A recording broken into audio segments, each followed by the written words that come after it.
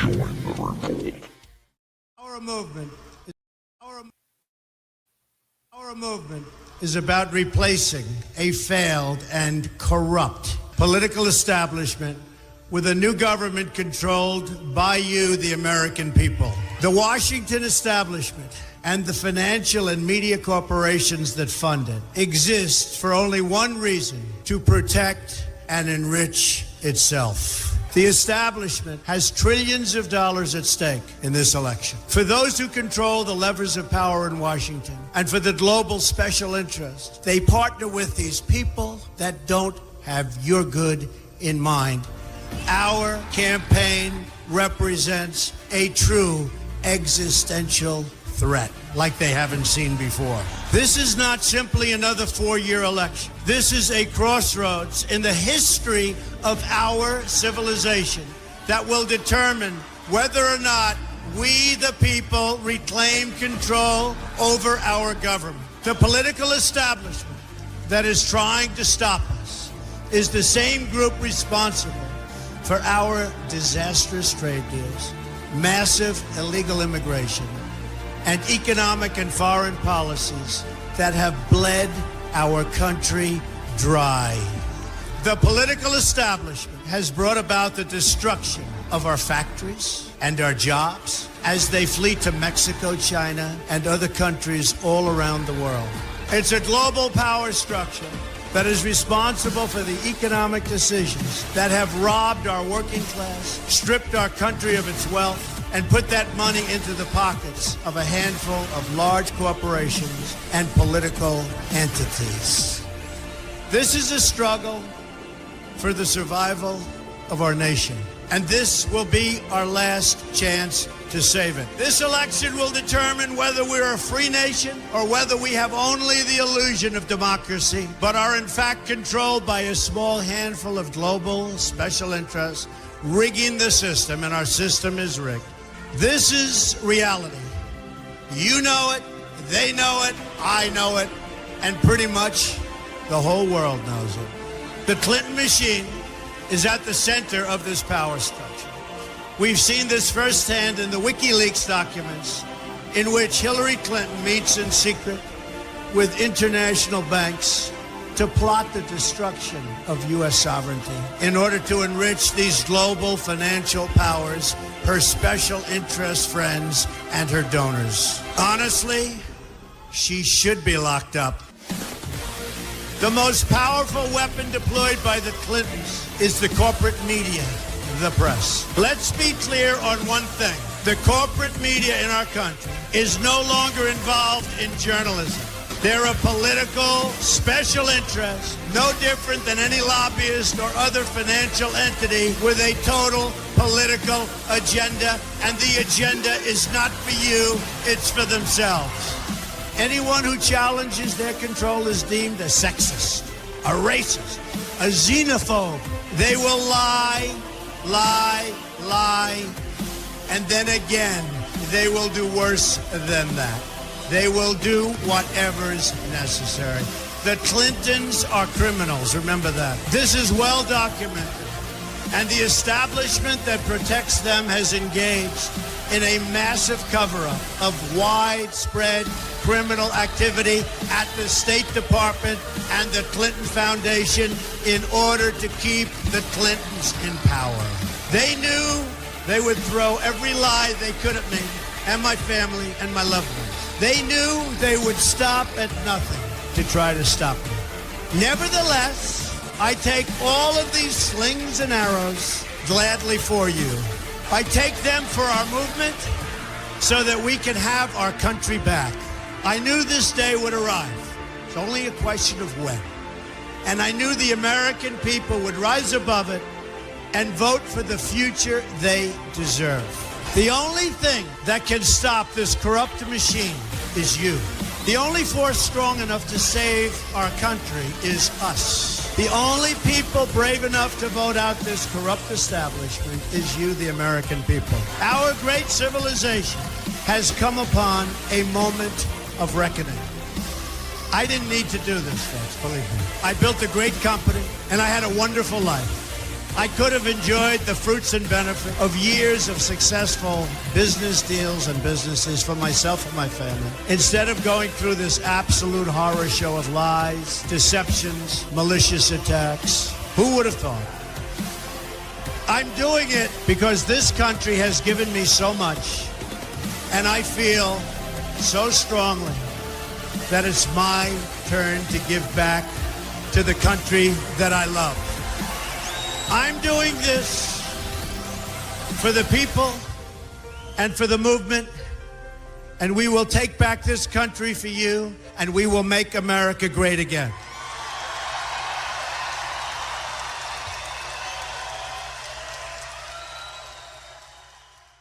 Red October!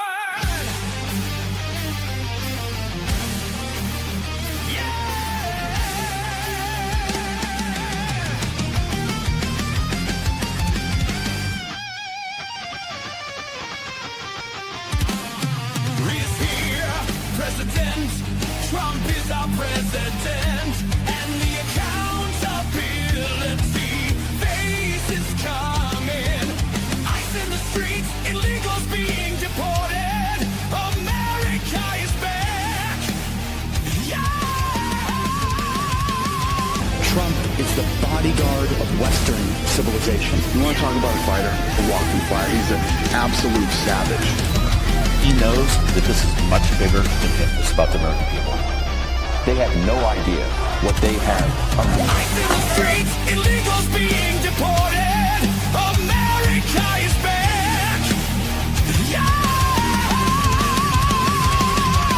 Trump is here to drain the swamp. You don't like it, get the fuck on. We are tired of violence in the streets. The army's here. You're gonna regret taking Charlie's life. Red October.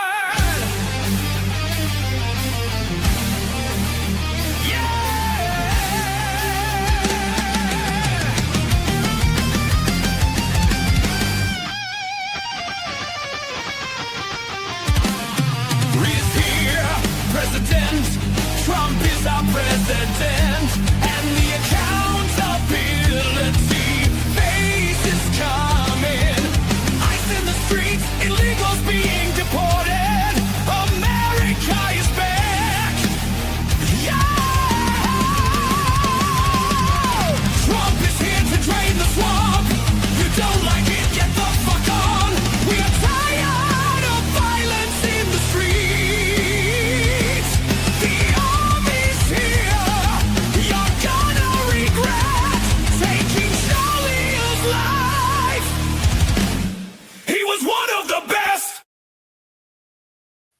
All right. Welcome to Same Cues, Different Views. This is episode 24. Had a little thing. An intro, brother. What an intro on that, Nick. Oh, my God. Woo! Had me lit up. Yeah. So Parabellum had put that song together and done it, and I'd done the video to it using some AI generation for some graphics, and wow. Yeah, we'll have to put that out if you guys like that. We'll share it onto our website. You can check it out if you look up at the top of the screen. We got Same Cues X, and then we also have, if you look at the top left or top right of your screen, that's going to be the Facebook. Go ahead and scan those QR codes, and then we'll put that up there for you guys here soon. Okay. Or you can screenshot this if you're on your mobile device, your phone. You can screenshot this and then go back to your pictures later and hold down on either one of those QR codes, and it'll take you to the X account or the Facebook account to see Same Cues, Different Views, and see some of the stuff that we end up posting. But wow, that video, man, I think we'll probably Parabellum had, like I said, Parabellum had put that together as far as the song goes and everything, and got all that set up. And then I ended up wanting to make a video to it, so I'd made this video. And me personally, like, we wanted to get this together, both of us, for I think it works out perfect, because Red October, that's going to be like a big theme on probably around the first part of the show here, we're going to go over some Red October Q stuff. Definitely. I think this might even be like a month-long theme that's going on. That's what I was. Stuff that's going on in the month of October, and if you follow Q or if you follow Logical News, that's what we do here at Same Q's Different Views, right? What I was getting ready to say is I think we'll probably end up playing this video throughout the month of October on our episodes. Do want to mention, guys, October 18th or October 17th. I know it's the 17th. It's possible we'll do a live. I'm not sure. My Halloween party is on the 18th, so I have a lot to do for that. If we can, we'll do a live. If not, we may do a pre-recorded. We'll let you know on one of our social media accounts. So follow us on those social media accounts, and we'll let you know what's up with that if you want to. If we're going to have a show or not going to have a show. But yeah, we're definitely going to do this song like that. That's not moving out of the right side of the screen there for a while. That is badass. Especially with the Q drop, man. I'm telling you, Red October. Here we go, baby. It is all about a month of accountability, is it not, Hex? It's all about a month of accountability. So here we are. We're in the month of October, right? And everywhere I look, whether you're Q or whether you're conservative logical news, everywhere I look, I see accountability happening for the far left ideology, or ICE in the streets, or you see LGBTQ on Netflix, anything, no matter what it may be. All you are seeing in the month of October is we are seeing bloody red accountability, and I'm loving it. I'm loving it, man. How about you? Heck yeah, definitely. I think, we've been talking about this on, previous episodes, the exposure phase. I thought, like I was saying, I think we're, at that point, I was thinking we're in the exposure phase. We're in the exposure phase. And I was saying that I think that we're probably going to end up coming up on the accountability phase here sometime. I was expecting midterms next year before we have accountability, but the Comey shit came out, and I was kind of surprised with that, the Comey indictments. And then now I'm starting to look and think, just my thoughts. Are we starting to enter the accountability phase? And is the storm upon us? Because every anon is waiting for Q55 to hit, and Q55, if I'm not mistaken, says, "My fellow Americans, exactly this. Look to Twitter. My fellow Americans, look to Twitter. Exactly this. The storm is upon us." And again, like I've talked about this on the show, I don't know, and a lot of us don't know if is it going to be Trump who makes that post? Is it going to be Dan Scavino who makes that post? Is it going to be Grassley? Is it going to be Elon? Like, nobody knows exactly who's going to make that post, but we're all waiting on that post for the confirmation that the storm is upon us. But I think so. I think you get a conglomerate effect of what's going on as far as from my logical perspective. I think you get a conglomerate effect of accountability just happening in all phases of what's going on since President Trump's election. And then you have everything that's went down that we've covered in previous episodes, the Smith-Mundt Act, and you've got the investigations, from Kash Patel, into Comey, Clapper, Brennan. I mean, you're not only seeing accountability only in the Trump administration, as far as I'm concerned. I think you're seeing accountability as far as in the streets. You're seeing accountability everywhere you look as far as conservative values. And here we are. Welcome to Red October, dude. I'm excited. Look at the FBI, the child trafficking that's been uncovered, and the arrest that's been made, and the children that's been saved. I mean, that's accountability. I mean, absolutely. Yes. But again, I think we're just in the beginning. My thoughts is we're just in the beginning stages of this accountability. Accountability, it's going to get a lot more deeper as it goes on. Oh, yeah. And it's something, like we've said this on the show many times, you have to give this time. And if you want accountability of a lot of these higher ups like Hillary, Obama, Fauci, and the rest of them, we're not going to get that until the system is cleaned out. And we're going to get into some of that on the show tonight. But let's give a little quick rundown of what we got for the show tonight. Viewers kind of have a little direction on where they're going. We put it in a lineup, but there may be more. We've got you know, like I said, the bulk of or a big part of the first half of the show is going to be around Red October and Red October Q drops that I've got pulled up and made slides for. And I'm not going to go into a whole lot of detail about a lot of these Q drops with the Red October stuff because I myself am not a well-seasoned Anon. I've followed a lot of Big Country has finally joined us. All right, definitely. Heck yeah. Well, I will tell you one thing. Between Big Country and you, I think you guys are a little more seasoned than what you think. I see a little bit of that dragon salt popping out every now and again with you guys, dropping them Q-Hag drops. What's up, Big Country? Hey, buddy, my Anunnaki 12-step program ran over a little bit tonight. What the five fingers say to the face? I hear you, brother. We're going through hell on that one, but we're okay. But anyway, what I was saying with these Red October drops, I'm not going to go over like into detail about them. I mean, like I may give my take on some of these. Again, I'm not the best decoder. Like I just call balls and strikes as I see them, and that's what I try to put out there, what I think I see in them. But there's a lot of other Anons who have a lot of different takes. And then I've found here recently with what's been going on with this Red October thing and the whole government shutdown is I'd had a take on one of the Q drops, and I'd thought about posting it, but I didn't.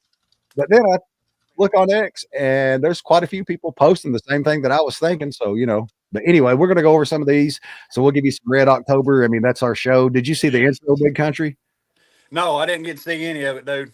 Oh, man. Hey, we're going to be playing throughout the month, and you get a chance to see it for sure. It is awesome, man. Well, here, hold on. Let's bless the audience with one more play of that intro. So this is a song. Just one more one more Anunnaki joke before, and I'll never say anything about it. Oh Lord, here we go. He's on tonight, buddy. No, it's real easy. Hey, Parabellum, you remember what Marty McFly said? I guess you guys weren't ready for that, but your kids are gonna love it. Yep, that's how it goes, my friend. Oh, Big Country poking the bear. Yeah, I tell you, Hex, if you don't care, we'll play that maybe for Big Country on the side if that's okay. We could maybe move forward a little bit with the show. I wasn't going to play the. Introduction. I wasn't going to play the whole Trump speech. I was just going to play the song real quick because it's only like a minute or so. Okay. All right. Yeah. Let's just do a little bit of a minute for Big Country coming in, guys. Bear with us and check this out, Big Country. You're gonna love it, buddy. Yep. Oh yeah. Red October.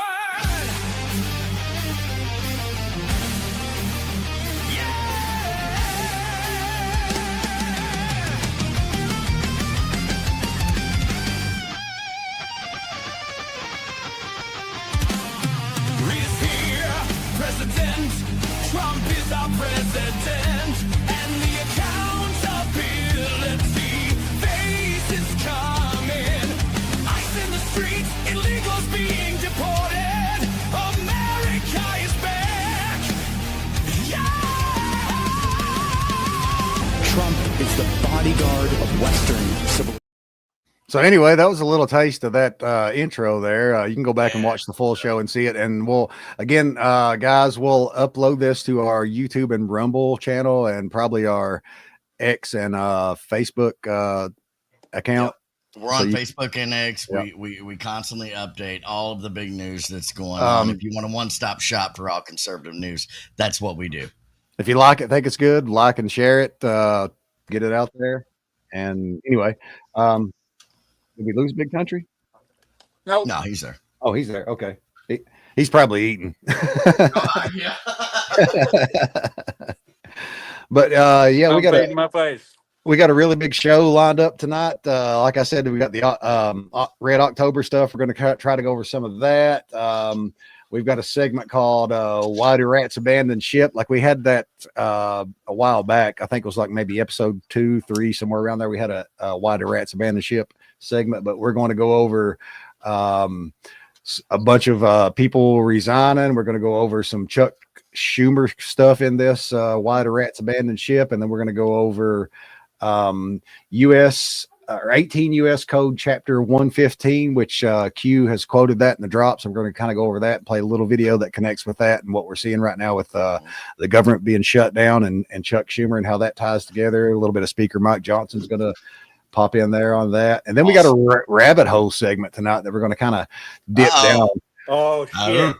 Where are we going down to tonight? So we're gonna look at 3-Eye Atlas tonight on a rabbit hole segment. What is this thing? Where's it coming from? Here we go, man. What kind of information we got on it? Like Gary Busey just now. Why is it in my face? That's what. Look, I thought the same thing when I was thinking of this today. Buttered sausage. Buttered sausage. Yes, you know it. I had a Gary Busey moment there. Yeah. I'll tell you one thing, man. A lot with this show, Big Country, what's happening that I see as far as for me personally, and I think you guys feel it too, and I think the viewers feel it too, is that Red October's here, and the word of the day, if not, excuse me, for the month, is accountability. Everywhere I look, I see accountability. I see it in Kash Patel. I see it in the FBI. I see it in the DOJ. I see it in Pam Bondi. I see accountability with Caroline Leavitt. I see transparency happening within the Trump administration. I see all kinds of stuff going down as far as accountability goes. And this is our month. You're seeing everything kind of build up to a head here. And we're kind of waiting for the volcano to explode and see what kind of ashes fall down and what the coverage is. So you agree? Yep. Are we doing any sombreros stuff tonight? Please say we are. What was that? We got sombreros, man. We got some everywhere. We've got some badass clips that have some sombreros in them. We do have sombreros, my friend. Sombreros for everybody. The Master Troller in Chief. We definitely got a few of them loaded up for you guys. Man, that one with Hakeem Jeffries and Chuck Schumer in it. I died. I'm telling you, their response to that was just why you need to troll them more. You know, it's like they don't understand that when you act that way, we definitely want to do it more. You know? Yeah. Hey, JD told them, man, you guys get your head out of your ass. We'll quit playing them. Yeah. Parabellum. We found Democrat kryptonite. It's sombreros and mariachi band. Hey, I'm half Mexican. Who's number one with Hispanics? Oh, shit. All right, so where you want to start off tonight, Hags? Where are we looking at, buddy? I'm gonna put it to you. Oh, your mic came out.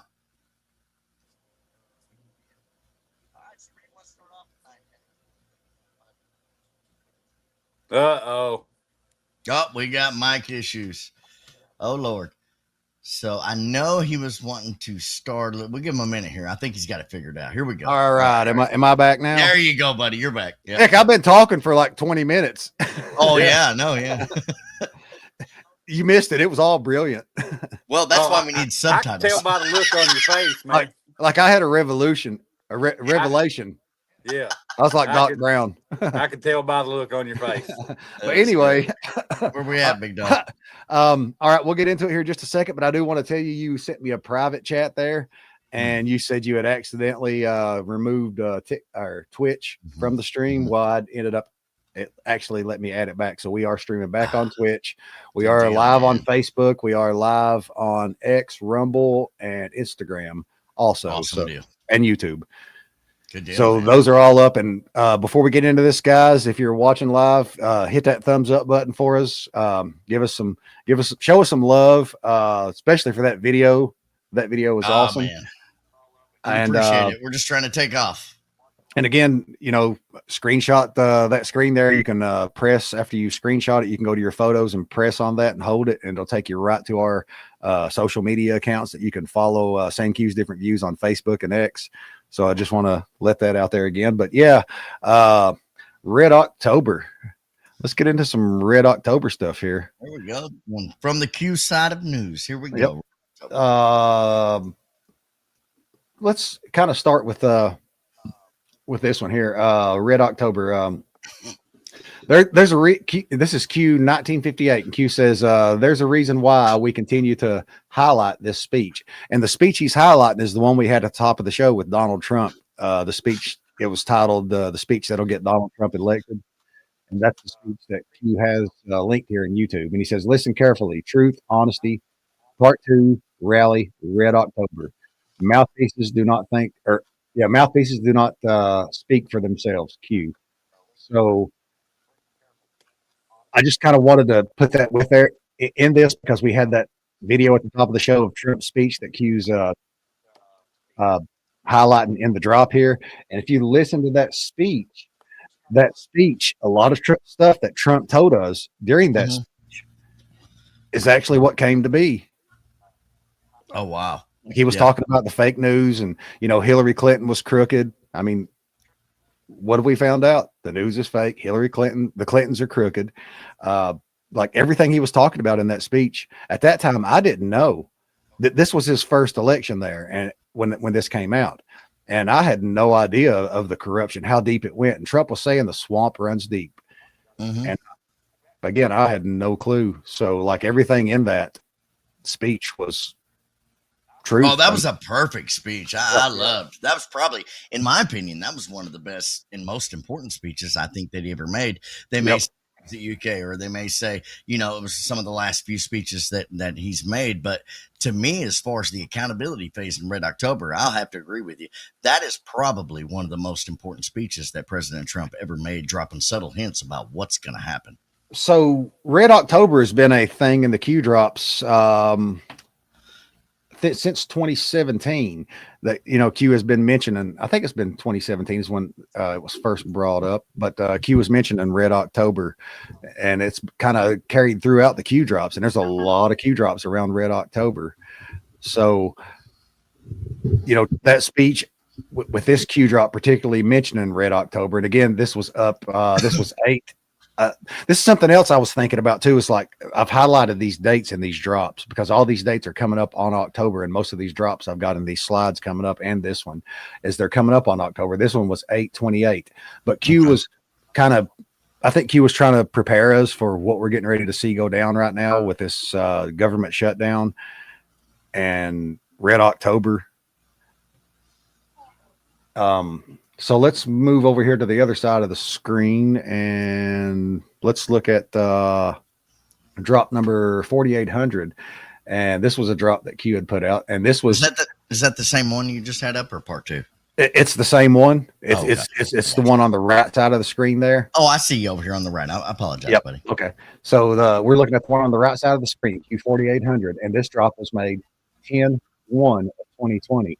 When did the government shut down? October 1st. October 1st. At midnight, baby. And Q's got a mock-up poster here in the drop, and it says, excuse me, below the depths of the DC swamp, the hunt is on. And damn, this picture saved horrible. But in the invisible war for the future, our republic, the tables are now turned, and the hunters have become the hunted. Patriots in control.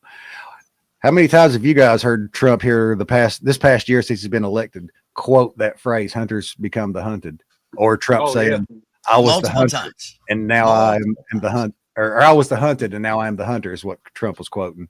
Yeah, absolutely, multiple times. So, I mean, like, there's you a little bit of Red October stuff. We can move on to the next drop, or has anybody got any comments or commentary on that they want to toss in there? You mentioned just mentioned the swamp earlier. You guys think this shutdown is a pro or a con for trying to drain it? I think it's going to help him. I do too. And I've got some of that coming up here in a couple slides. But yeah, I think it's actually going to. I think it's one of the most prominent power plays that's ever happened under the Trump administration, truth be told. We'll definitely get into that coming up. But, oh, my gosh, dude, yes, what a power play by President Trump to be able to manipulate this and turn it into reduction of bureaucrats. Yeah, for the power that it gives him what time this shutdown's in place. I mean, if I'm in his shoes, dude, I'm in no hurry to end it. I mean, I know man. It has to eventually. Took a shit sandwich and turned it into an omelet. Yeah. You know? It's by far 5D chess. You know, like we were talking about this top of the show, we've talked about it in many other shows. We can't really have true accountability until the system's cleaned out. Because if you get, like I said at the top of the show, Fauci, Obama, Hillary, any of those big high roller deep state players in a court battle right now, what's going to happen? They're going to let them go. Yeah. So we got to get the system cleaned out. So this is a prime time, like Big Country was saying there, this is a prime time to get the system cleaned out. Absolutely. I'm with you on that, man. I think accountability kind of like comes into 3 different phases as far as I've seen. You got to get honesty, and then you got to get, accountability and then actions. So I think we're literally in the process. Absolutely. Okay. Or I'm sorry, accountability and integrity and then actions. That's kind of where I'm at. Yeah. Honesty, you got to get the truth out, right? Honesty, you got to get the truth out. And then you run into integrity. So what's integrity? In my opinion, from Logical News, integrity is just simply getting all of your pieces in place that are integral or hold integrity to President Trump's agenda, right? And then you set those into place. And then what do you achieve out of that? Well, guess what? You achieve accountability. And that's exactly what we're looking for. And I think that's exactly where we're at. Yeah. Well put, man. Well put. Yep. Well, I think this whole shutdown thing, in my opinion, was I don't know how to word this, a decoy thing or a way to mislead the deep state. Okay. Into wanting a shutdown. Could be. Could be a decoy, and just for the simple reason that, like Big Country was pointing at there a minute ago, just for the simple reason that this is a prime opportunity for Trump to drain a big chunk of the swamp in DC. Yeah. Like maybe he walked them into this. Could Schumer just be a useful idiot in all this, you think? Well, I just think he's an idiot. Yeah, dude. I think Schumer is definitely an idiot, a useful idiot. He most definitely is. He did what Democrats always do, and they have the same playbook. It's like an NFL football team that's had the same playbook for 30 freaking years, and they wonder why people's kicking their ass now. You know what I mean? Like, this is the Democrats, but there's a lot of other players that are in this as well. Schumer was a useful idiot, but then you've got other things that are going to come out into this, and you start to hear the new name that everybody's heard, Russell Vought, who is the architect of Project 2025, and those are things we're going to be getting into a little bit later. But we'll start breaking that down for you guys as we progress into this storyline. Key word you said there with Schumer, player. Absolutely. That's what I was just getting ready to get into. Well, check this out. Yeah. I'm on this shit. Was this a coordinated effort on the Dems, or was somebody pulling the strings? Well, I think Republicans definitely have all power and all balls in their court. Full you got control. The House, you got the Republican, you got the House, you got the Senate, you got the presidential seat. You've got a lot of things going for you right now, and things are going to work out. You got midterms that are coming up, and I think it's going to work very well for the Republicans. We definitely have the power in our control at this point. And if there was ever a time for a Red October to happen, I think it's now. And that's exactly what's happening as far as my personal opinion. Yep. This was the I think that, if I'm not mistaken, this was the first mention of Red October in the Q drops. It's drop 158, and I didn't do the whole entire drop because it's a really long drop, but you can go to qag.news and you can look that drop up and read all of it. But I just kind of clipped a couple little key things out of here I found was interesting that I kind of wanted to throw in there. But Q158 says, what are crumbs? Think Hollywood/DC. Define lead in. Think play. So what you said there a second ago, Parabellum, with player, Q says, think Hollywood/DC. And then another group of players. Q says, think play. A play, like you're watching a play. Yeah. So Hollywood, DC. Hollywood is full of actors and movie, that's like the movie entertainment capital of the world. Hollywood/DC. So DC being, with that said, DC like being, it is now full of actors. And then Q says, think play. Define lead in.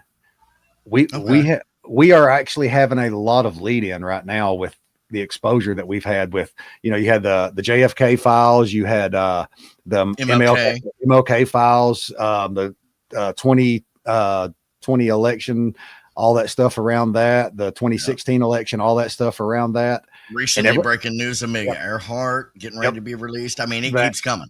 That too. So we've been saying this on the show is that people are being the general public has been slow walked, led into all of this, because a lot of people doesn't understand what's going on. A lot of people don't understand that there's actors and actresses in place playing these parts.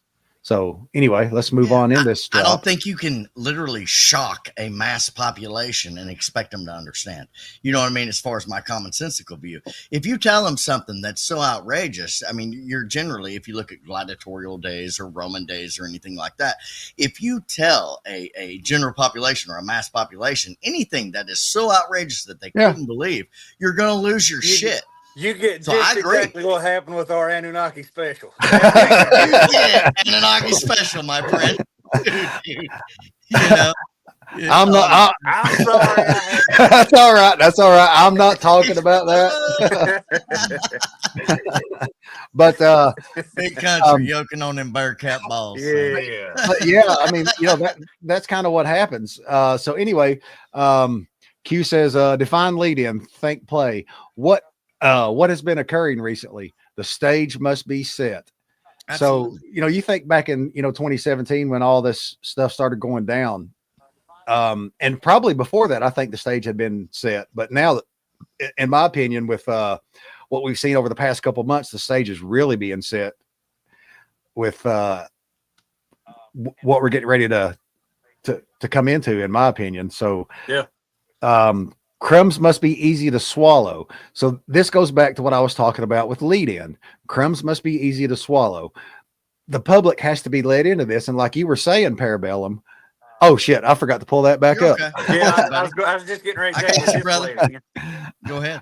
But crumbs must be easy to swallow. And like you were talking about with the lead in there, Parabellum, that's what we have to have is, it has to be easy for the people to swallow. Like you were saying, if you expose this stuff, like you were saying a second ago, if you expose all this stuff to the people immediately, like you were talking about with I'm going to go ahead and fucking say it, the Anunnaki. Yeah. You're not just going to get far left liberal riots and BLM riots where there's violence and murder in the street. People are going to lose. Get a united front of mass insanity. People are going to lose their minds. So the crumbs must be easy to swallow. That's what we've went through with all this exposure phase of this stuff coming out, is for the general public to make it easy to swallow when the accountability phase comes in, and they don't freak out and riot, because let's face it, got to put the head in, so to speak. Yeah, put the tip in. Tip of the spear. Yeah. And if you're doing all this, I mean, it only really kind of confirms, well, is that not a psyop? But think about it, ladies and gentlemen. If you're an intellectual out there, if you're an intellectual with a high IQ and you understand what it means to be a true intellectual, I mean, think about that. Think about the things that we're saying and what it would take to slow walk an entire population into what it is that we're talking about. It's huge. So Q goes a little bit deeper in this, and you are correct there. Yeah, it would take a big psyop or a big. I don't really want to call it a psyop, a big, well laid out, formulated plan for this to take place, to slow walk the people into it and make it easier for them to swallow when the accountability phase comes. Because, like I said, I think I'd said in the previous show, Big Country has watched it too. But what's the documentary? Big Country, All of Cabal. Yeah. Or no, Q the Complete Plan. I'm sorry, Q the Complete Plan. Look, we've watched so many documentaries, but there's send them into Anunnaki world again. Yeah. But Q the Complete Plan, they say in that if Trump would have come in 2017 and just started cracking heads and arresting people, what would have happened? Nobody would have had any idea what was going on. No, absolutely. You're going to get an immediate response that says dictator on both sides, and oh my God, we can't handle this. You're going to get freakouts. And then what would you have seen in the streets? You would have seen mass panic, chaos, riots, violence. Mm-hmm. People would have hurt themselves, and that's in that Q the Complete series. So anyway, thank God that didn't happen though. Yeah, it had to be this way. That's what Q says. It had to be this way. So crumbs are easy to swallow. What if Hugh Hefner was a clown in America, which Q is pointing to CIA clown in America, CIA. What if Hugh Hefner was CIA? What is a honeypot? Define blackmail. How could this be applied? Fantasyland. Who has all of the information? Now, we've heard Trump real quick. I just kind of want to point at this real quick. We've heard Trump mention a couple times, quite a few times, his first presidency, that Trump says, we have it all. There's that famous video of him out there. He's outside and he's talking and he's giving an interview and he's like, we have it all. We have it all, everything on them. Let's see what happens. So again, Trump says, Q says, we have it. We have all of the information. No such agency, NSA. The hunters become the hunted. Operations underway. Operators active. This information is real. This information is necessary. Silent war. Let's go back to this. Disinformation is real and disinformation is necessary, because we see disinformation all the time come out, and I try not to put it out. Sometimes I get carried away, find something and get excited and I repost it. But, disinformation happens. But Q tells us in this drop, disinformation is real and disinformation is necessary. What do you think that Q means by disinformation is necessary? You guys got any takes on that? And then I'll give you mine. I'm not sure. You got one big country on disinformation is necessary. Go ahead and lead off, Hex. That way I can make sure I'm following in line with you here. All right. So Q says disinformation is necessary. I've always took it as white hats sometimes have to put out disinformation to mislead the deep state. Oh, okay. I got you. So it's kind of a 1-2 ploy to be able to actually mislead the enemy and not the public. Is that what you're saying? Well, it somewhat misleads the public too. And it's kind of unfortunate, I think. With a more set, though, of misleading the enemy.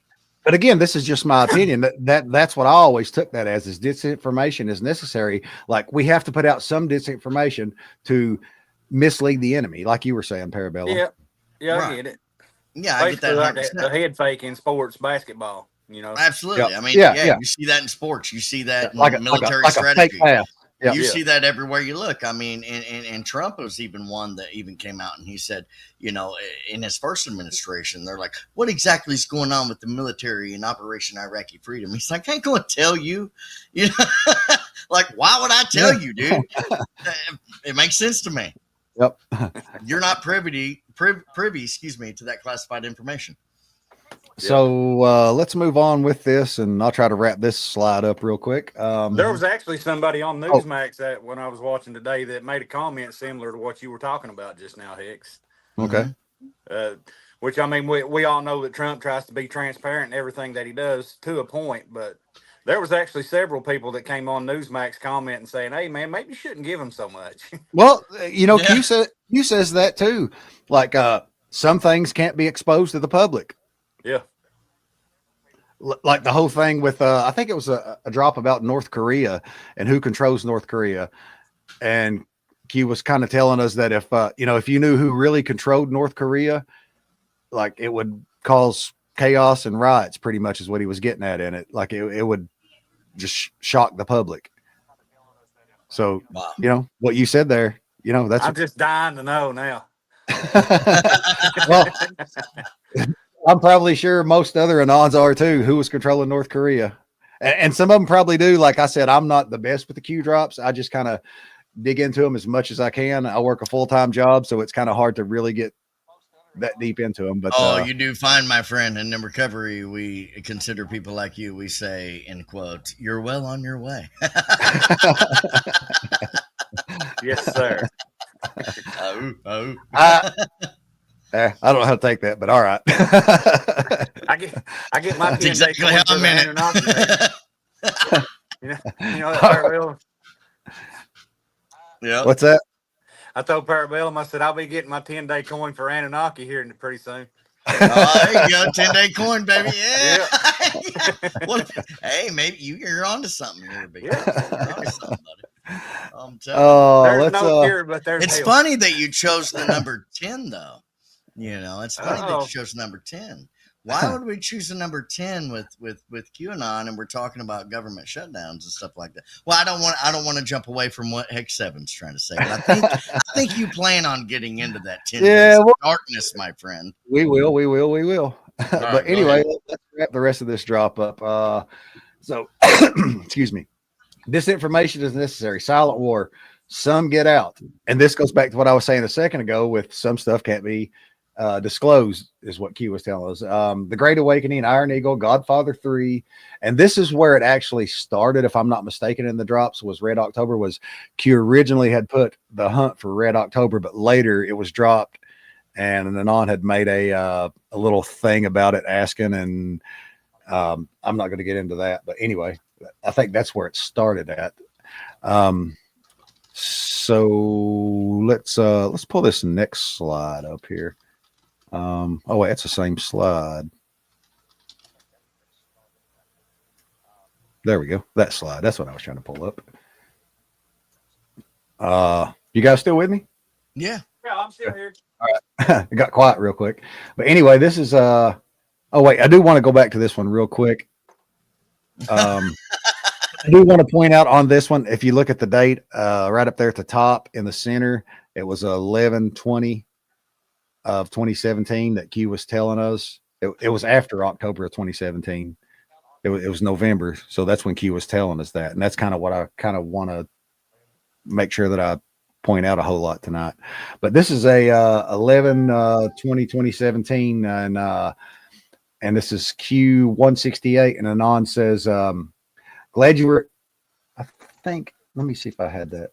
Oh yeah. Okay. Yeah. So this is what I was talking about, with why Q had changed from, I think maybe this is why, but, Q had changed from, the hunt for Red October to just Red October. But anyway, and Anon says, Q, glad you were here. Can you confirm this theory, Red October? And he's got the Anon has a link, and he says, saw this sub search on the 13th and Navy build up in San Diego.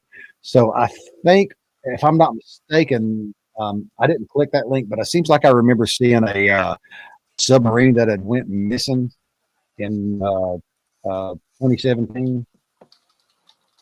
And that's what the Anon thought he was referring to. And Q says in this, and mind you, again, this drop is 11/20. So this is past October. And Q says Red October has not occurred yet.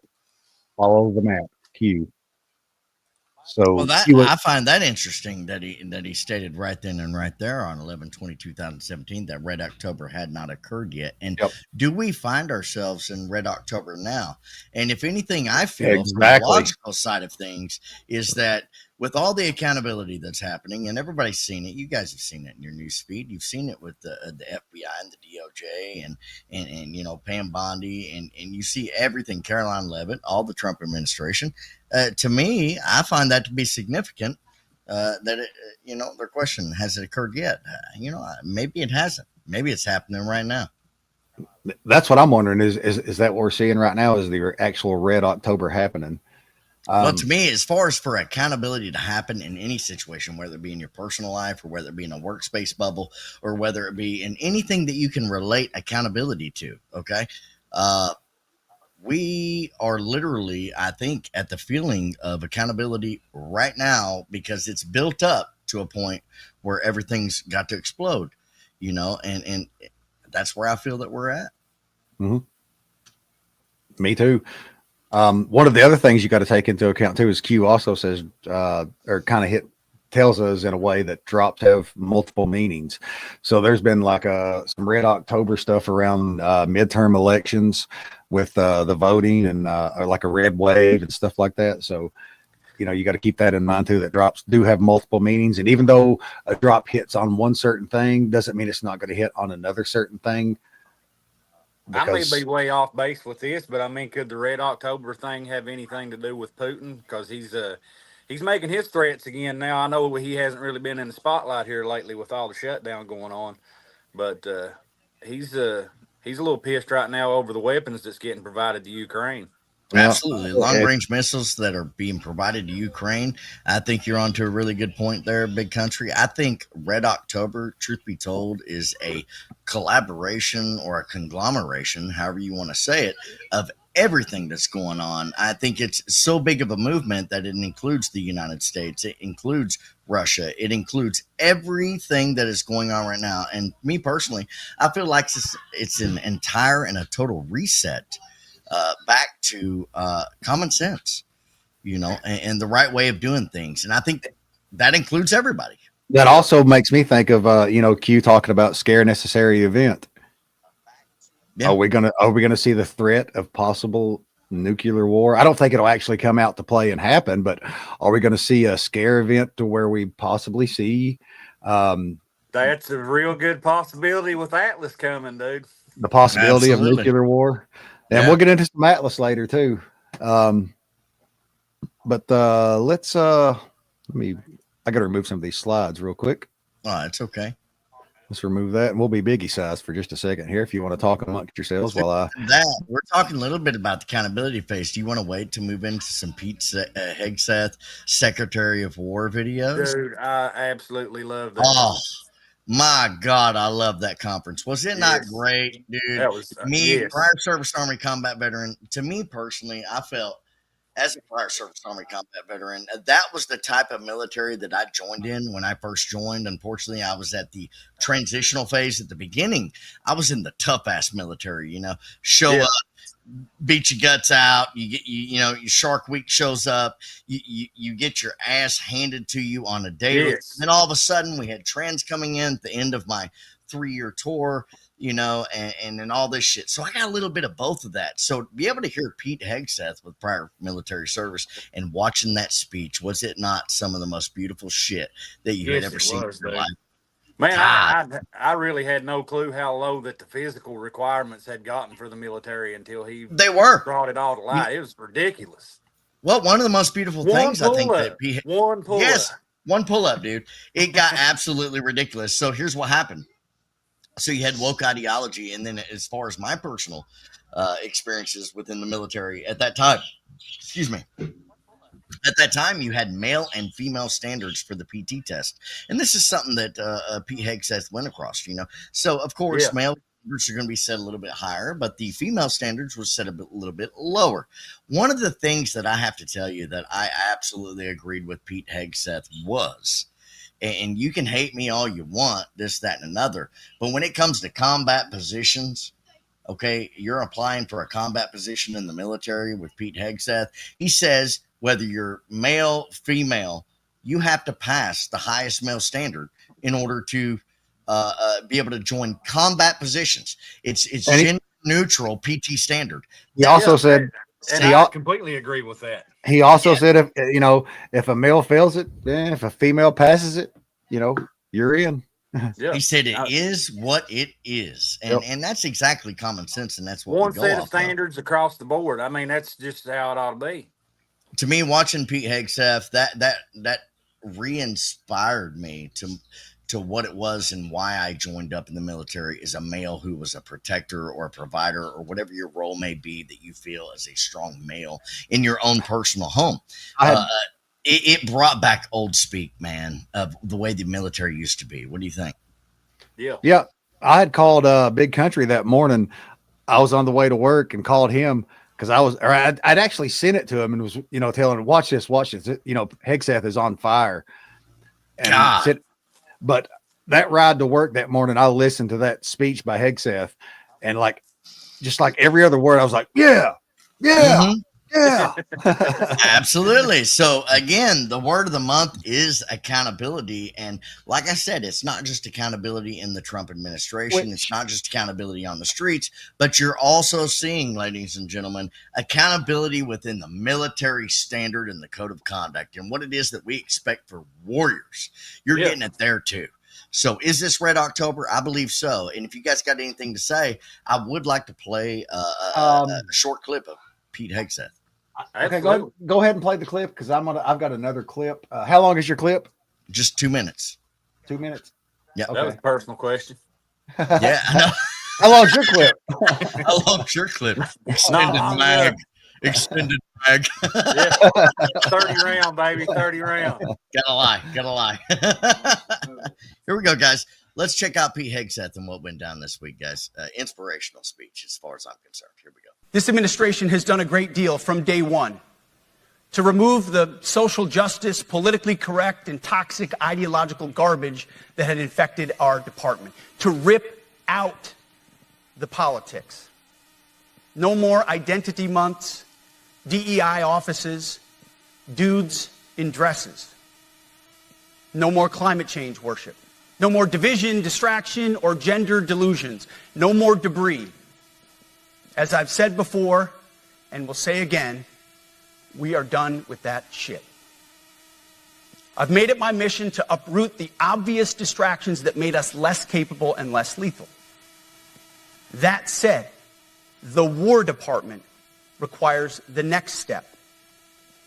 Underneath the woke garbage is a deeper problem, and a more important problem that we are fixing and fixing fast. Common sense is back at the White House, so making the necessary changes is actually pretty straightforward. President Trump expects it. And the litmus test for these changes is pretty simple. Would I want my eldest son, who is 15 years old, eventually joining the types of formations that we are currently wielding? If in any way the answer to that is no, or even yes, but, then we're doing something wrong.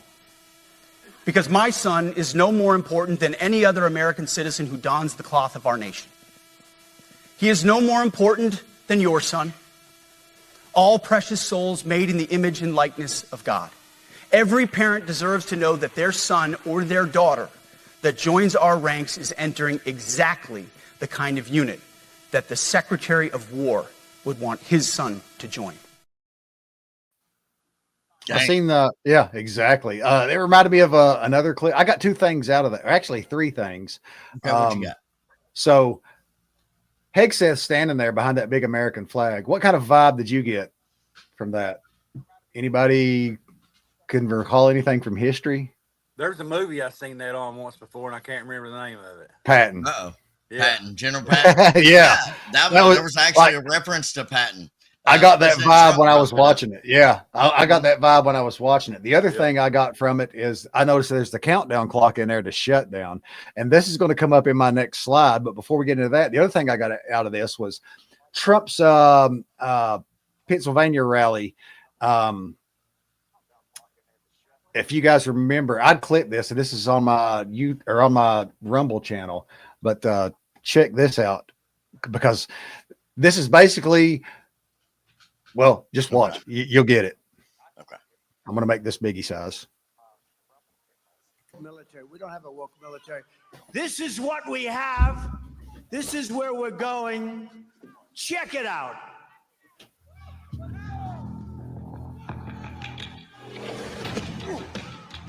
You little scumbag! I got your name. I got your ass. You will not laugh. You will not cry. You will learn by the numbers. I love that. Happy Pride Month, and actually, let's declare it a summer of pride. So you're yelling, sir? Yes, sir. Let me see your war face. Sir, you got a war face? Ah! That's a war face. Now let me see your war face. Ah! Bullshit. You disrespect me. Let me see your real war face. Ah! You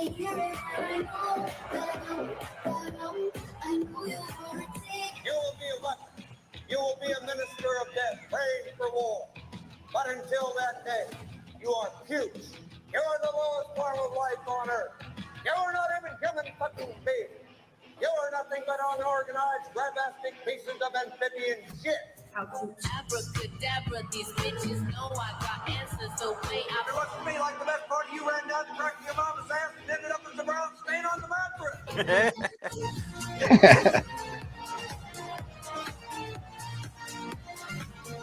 I love working for Uncle Sam. I love working for Uncle Sam.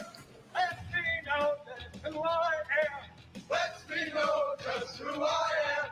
1, 2, 3, 4, United States Marine Corps. 1, 2, 3, 4, United States Marine Corps.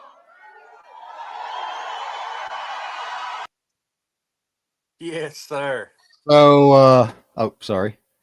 Pull that back up there. So Trump told us, back at that rally there in Pennsylvania, this is what we have, and this is where we're going. Yeah. And No, Hegseth, that's a hard on for Marines. yeah, and Hegseth delivered on that with what Trump was saying, with what he done with that speech that he made at brain fart. What's the military base? Quantico. That's where Yeah, they was Quantico. at. Yeah. Trump delivered on, Hegseth delivered on that at Quantico. Exactly what Trump was getting at in this rally that he had in PA coming up on the election. Yep. So I thought that was great. And then I was talking about the countdown clock there. Yeah. And 1 second, let me clear some of my stuff off the screen over here. This countdown clock that was in that Hegseth video, Countdown to Shutdown. 17 Absolute Redo 76 had posted this on X the other day. I thought it was awesome. By the way, Abs, if you're watching, I meant to hit the heart on it and like it. I just been a busy day that day. But anyway, I thought this was great. He's posted about the countdown clock, and that countdown clock counted down to all zeros on 10/1/25. So, the 1st of October here this year, which was a couple days ago.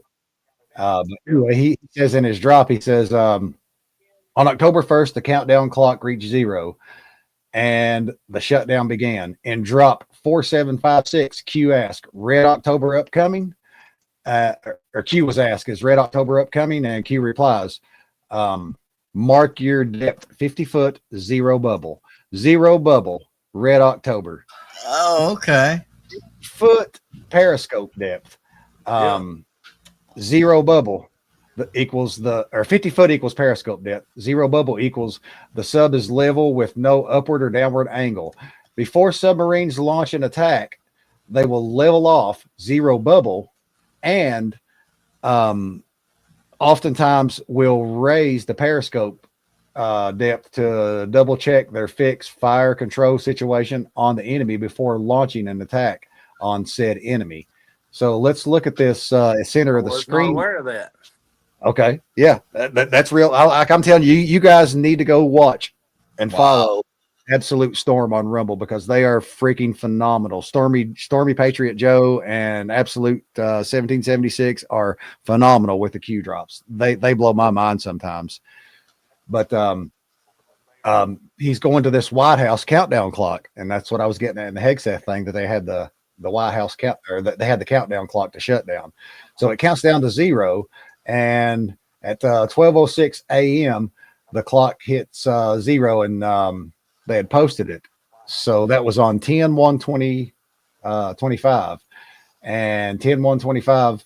You go to Q4756, like he was saying, Red October upcoming. And in that drop, you've got back over here in the green. If you follow what he's got up there, if you follow it up to the countdown clock on the White House's page, and then follow that green line down, and Q says 0 bubble. Wow. So my take on what he was getting at with this is a before the submarine launches an attack, it'll double check, level off 0 bubble before it launches an attack. Mm-hmm. So are we getting ready to see, and we'll get into some of this with the resignations, but was this the 0 bubble? Did Trump administration and the White Hats level off, and now they're launching an attack, a full-on frontal attack at the deep state? I feel like there absolutely is a full-on frontal attack at the deep state, and I think they even brought it to fruition in earlier evidence of President Trump's Project Goal 2025. I guess what I'm really saying is that was mentioned in his agenda. That's absolutely insane. I guess what I'm really kind of saying with this is this going to be a massive shot fired off during this shutdown? Because we had a lot of federal employees, and like I said, we'll get into some of that, resign when the shutdown hit. Yeah. it's going to take out a lot of people. I think this is some numbers on that. What was it again, Hex? How many? 100, over 100,000. I think is what it was, wasn't it, Parabellum? Mm-hmm. Resignations that got turned in. Yeah, over 100. I think we're at about 154,000 plus of resignations that happen with federal bureaucrats reduced in government since you're talking about the shutdown. Yep. Yeah. We'll get into some of that here. Yeah, 154,000 plus. Just a moment, because that's coming up real quickly here in the show. Here's something I want to bring up exactly with what you're talking about. Actually, right now you're talking about dismantling the deep state and things like that. And I brought up President Trump's agenda, Project 2025. So I don't know how many people are familiar with Project 2025. Maybe you've heard it in passing. Maybe you didn't look into it too deep. So what I'd like to do is go into it a little bit. And Project 2025 is broke down into 4 different things. Okay. Project 2025 is President Trump's agenda. And that was actually the architect of that was Russell Vogt. And you guys have probably heard him in your news feeds. He became super popular overnight with the government shutdown. But I want to focus on Project 2025. Go ahead. Can I show something real quick? You said this. Yeah. What would you call it? Dismantling of the deep state? Dismantling of the deep state. Absolutely. Okay. So I want to. Something's on the stage. What is on the stage? There it is. Let's remove that and add that. I shared my screen here real quick. I kind of wanted to point at this because this popped in my head. I looked it up on the fly. Red October. It's another Red October. Again, like I said, this show is going to be a lot around Red October. But this is Q 2296. Can you guys see my cursor and highlight what I've highlighted there? Yeah. On the screen. Okay, so this is the cue I'm referring to. So these playbook midterm elections. Let's see. We will impeach Justice K. 0 cooperation. Anyway, basically what I want to get down here is this goes down and Q says you are watching or you are witnessing. I'm highlighting right here if you can see it. You are witnessing the systematic destruction of the old guard. And that's in a couple Q drops, I think, but they just it kind of made me think of that when you had said what you said, Parabellum, the destruction of the old destruction of the deep state. Absolutely. Well, if you look into President Trump's administration, you're talking about what he came out with, and you got Russell Vogt, who was actually the architect or the creator of Project 2025. And we've got some things we're going to be getting into with Russell Vogt and why he's so important and popular. But what I want to do is explain to people, what is Project 2025? Okay. So it's formerly known as the 2025 Presidential Transition Project, a comprehensive policy blueprint developed by the Heritage Foundation and over 100 conservative organizations. Its core document, the mandate for leadership, the conservative promise. That is what it's considered. The conservative promise to the American people. Keep that in mind. Okay. Here's what it breaks down to as far as President Trump's agenda and where it is that they're going to be going. And this was put out for President Trump. Number 1, restore the family as the centerpiece of American life and protect our children. Okay. Do you guys agree with that? Yes. Do you agree with putting the family first and protecting our children? Yeah, because absolutely. I do. That's President Trump number 1 agenda. Okay. So that's number 1. It breaks down to number 2. Here we go. You're talking about deep state. What is the number 2 objective of Project 2025 under the Trump administration? Dismantle the administrative state, or we would prefer to call the deep state. Yeah. Right there it is in black and white. Dismantle the deep state and return self-governance to the American people. So let's go a little bit into that one. Okay. What is the summary of what the hell does this mean? Okay. It's aimed at reducing the power of unelected federal bureaucrats and restoring authority to elected officials and citizens. This goal seeks to shrink government size, eliminate inefficiencies. We're talking about Doge cuts and everything else that's going on and things that we don't need, right? And realign agencies with constitutional principles. Okay. So if you're going back into Project 2025 and you hear what I just said right there, right? So is this not President Trump enacting his agenda of the things that he said that he was going to do? Okay. Sounds like it to me. Sounds like a lot of the stuff he said in that speech we had at the top of the show. Absolutely. You got okay, so let's go back to this one right here. Realign the agencies, okay, with constitutional principles. What the hell do you think that was? This administration has done a great. Yeah. Pete Hegseth's Secretary of War meeting. So you've got the Republican administration. They've telling you the truth since day one. They told you what they're going to do, and they're doing it. You know what I mean? Like this is our outline. Here's number 3. Here's number 3 to the Project 2025. Defend our nation's sovereignty, borders, and bounty against global threats. Does that not sound like the Republican administration and exactly what they've been doing? Yeah, that's been going on for a minute for sure. Right? I mean, this was outlined in Project 2025. And here you go. Here's your last one. And boy, this might be the most important. Secure our God-given individual rights to live freely, what our Constitution calls the blessings of liberty. And I think Project 2025 stands tall with what President Trump has delivered in everything that is going on. We're looking at the Red October. We're looking at the accountability phase. We're looking at the things that the FBI and the DOJ and everybody is going after. To me, take a moment. If you get a chance, really go back and look at the 2025 project of what President Trump released. And you're going to see he told you what he was going to do, and he's fucking doing it. You know? Yeah. So that's insane, man. But that's for the liberals out there, you know, like, oh God, I can't believe he's doing this. He fucking told you guys, you know. Again, we voted for it. You know, like promises we just had made, promises kept, baby. Yes, exactly. We just talked about this slide 158 we had up a second ago. I'm not going to pull it back up again, but in that slide it says who has all the information, no such agency. And like I was saying, how many times did Trump say we have everything on them? Mm-hmm. Let's see what happens. Well, look at that in Project Flynn 2025. said that too. Yep. Flynn said that also. Who? Yeah. Michael Oh, Flynn. yeah. Flynn too. Yeah. Mm-hmm. We've got it all. But like everything they've been telling you people is truth. Trump told you right there in 2025 about the dismantling of the administrative state. And the Q drop. And does that not go with what you're talking about in Q drop sex? You say, yes. You were saying some lies have to be told, or little misconceptions, or little white lies. We say, disinformation to mislead. Yep, and you're witnessing the dismantling of the old guard. Is that not a misleading by using the word administrative in place of deep state? Yeah. I think it is. What you were saying there, the Q drops do the same thing. Like the Q drops have told us what was coming and to expect it and to prepare for it. Absolutely.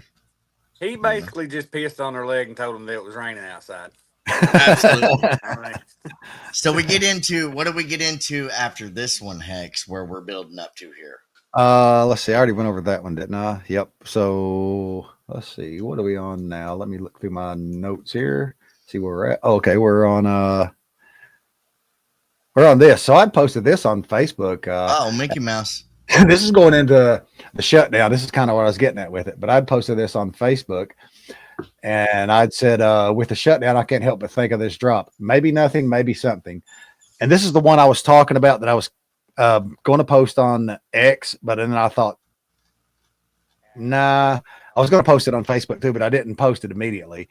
I thought maybe it's a little too far-fetched, but then I started seeing other people post it and have the same opinions that I did. So I said maybe something, maybe nothing. But this drop is drop 282, and an Anon had asked Q, I have a question. 10 days of darkness, when? Q replies back, shutdown. So keep in mind that Q had told us this is a 2017 drop. The other one that Q had told us that was in November of 2017, but in December of 2017, Q was asked this, and Q says shutdown. So 10 days darkness. That's where we find ourselves. Yep. So this is my thinking on this, and let me walk you into it. So Q 4730. Featured a picture of a Mickey Mouse clock, and this is the default picture of the Mickey Mouse clock that was for sale. Q did not create the actual image. It's, you can look it up on Google. It's an actual image of the Mickey Mouse clock, but the time that the time that's on this clock is 10, 10. So this drop was made 9/16 of 2020, September, coming up on October, right up, getting close to October. The drop was made, and it has 10/10 on it. So my thoughts between these two drops is the shutdown going to last 10 days? That actually is a huge thing that's going around. Hey, so if you I'm sorry, go ahead. Hex or Parabellum, either one. I hate to interrupt, but you have to do this. Go to Google, type in Trump watch, click on images, look at the images of the first 4 watches that you see comes up. Yeah, they're 10/10. Yeah. Oh, absolutely. Well, here's the thing. Look up any watch. Well, they always said it too, because that's a business reference of it. It kind of supposed to display the emotion of happiness. Is that correct? I don't know. Like, I thought it was like maybe just like, the 10/10, it was like, balanced looking and it for display and. Right. Well, for me, as far as I understand from logical side of things, not Q related, but from the logical side of things, business 101 is you always set your clock to 10/10. And the reason that you do that is because it represents a smile. It is interesting. It represents an emotion of happiness. It is interesting that Trump, had posted the watch with the 10/10 on it.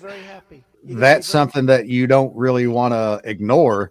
The fact that, the Trump's gold watches, when they came out, what year was that they came out? 2023, I think, the Trump gold watches that he was selling. And they had like a ridiculous amount on them that, none of us could afford. But oh, absolutely. This was, something around that too, is like, I was telling my wife, like, she's like, that's outrageous and blah, blah, blah. And I'm like, you don't understand. It's not about the price of the watch. Right. It's a message. Yeah. The watch is gold, like you got Trump, we got elected and we're in the golden age and blah, blah, blah, blah, and all that stuff. And then, the 10/10 and stuff like that on it. Like, so big, what you're getting at, Big Country, is absolutely well worth noting within this, I think, in my opinion. But 10/10, so like I said, is the shutdown going to end on 10/10? Or if you look, the seconds are highlighted in this watch, and you've got 1, 2, 3, 4, 5, 6, 7, 8 of them highlighted in red there. So is it going to end on 10/10 or just before October 10th, like the 9th, maybe on the 9th, 50, what would that be? 50 some seconds before? Or is it going to end on the 9th at 8 seconds into October 9th? But sometime, I think, before October 10th, in my opinion, and probably a lot of other people's opinion, that this shutdown is going to end. What do you guys think? Well, I believe so. Hold on a second. I'm going to share my screen here. Let me show you something. Let me add it to stage. Oh, I got to remove real quick. Go for it. Okay. And, according to Grok AI, let me zoom in for you guys. Hold on one second. We'll zoom that in. Oh, whoa. A little bit too much. Sorry about that. All right. So this gets into, if you were to actually go on Grok AI right now and you were to check it out, QAnon and the 10 days of darkness, right? That's what we're talking about a little bit, talking about government shutdown and the 10 days of darkness. Some of the things, if you look into the application to the current shutdown, as of October 3rd, let's see what it says. One thing I want to show you guys that I found absolutely insane is that, can you believe it or not, they are actually, according to, hold on. Sorry about that. It messed it up. According to the website Kalshi, average, there's people betting on how many days the government shutdown is going to be. And if you if you look at this right now, you check it out. 1 to 3 days is at a 40% probability rate. Okay, and some of the key triggers are going to be quick bipartisan CR. What's the economic impact of that? They'll say a 3 billion GDP loss. Parks are going to reopen fast, so not that bad. 4 to 9 days, you're looking at a 20% probability with what's going on in the government shutdown right now. Okay, so what they predict in the 4 to 9 days is the stalemate will break post-weekend. And the economic impact will be moderate. $750,000 in lost, 750,000 furloughs lost, delayed IRS VA services. But here's the thing that you guys want to hear, okay? 10 days or more. The probability of the shutdown being 10 days or more is going to be 40%. And the triggers for that is going to be that Democrats hold firm on subsidies. Trump escalates his cuts and his reducements of federal bureaucrats. And if that happens, there's a high $15 billion national park shutter flight delays, $11 billion total if it goes up to 35 days. So they are predicting a little bit of a shutdown there. But do you not find that insane? People are actually betting on this right now, dude. Yeah, that's wild. But yeah, I have also heard that it may go past 10 days. I mean, like, my thing on it is, you know, I'm just basing my speculation off the Q drops, and I've seen past Q has a good track record, I guess is what I'm trying to say. And I'd thought of it, like I'd said with this, I'd thought of this, and I thought, well, maybe it's a little too far-fetched. And I seen other people posting it, and I thought, well, okay, so I'll post it on Facebook. No, I'm going with it, man. I just wanted to bring up that wow factor if there's people actually voting on this right now. So, you know, I mean, that's pretty cool, dude. So 10 days is absolutely the same probability rate, 40%, as what 1 to 3 days may be. So that's a pretty damn good probability bet. It's going to be 10 days. So if it turns out to be 10 days, holy shit. I'm hearing on Newsmax is 2 weeks, 2 more weeks anyway. Yeah, 2 more weeks. So they're going to push through a little longer. That said, I'm just going to point this out here. A couple episodes ago, we were talking about the whole entire thing with Iran, and Trump was at the G6 summit, and the whole Iran and Israel conflict broke out. And we were talking about that, and Trump was flying back from the G6 summit to call an emergency meeting at the Oval Office or the Situation Room or wherever it was. And I had a Q drop pulled up on that. That was a Delta. I think it was a Delta, if I'm not mistaken, around that time. And I said, and within that drop, I played this for you, Parabellum, a couple episodes ago, replayed it for you. But within that drop, it said, Happy Sunday. Yeah. Remember that? And I said, on that episode, original episode, I said, what if we see this, or are we going to, I said, are we going to see this whole entire thing with Israel and Iran end on Sunday? Because that Sunday was like, we had done the show on Friday. So that Sunday would have been the day that, the Q drops were pointing to. Right. So I said, what's the chances, we're going to see this whole entire thing with Israel and Iran end? What did we see that Sunday? Operation what? Which one was it? With the bombers? Rising Line? No, with Operation Hammer. Oh, Hammer.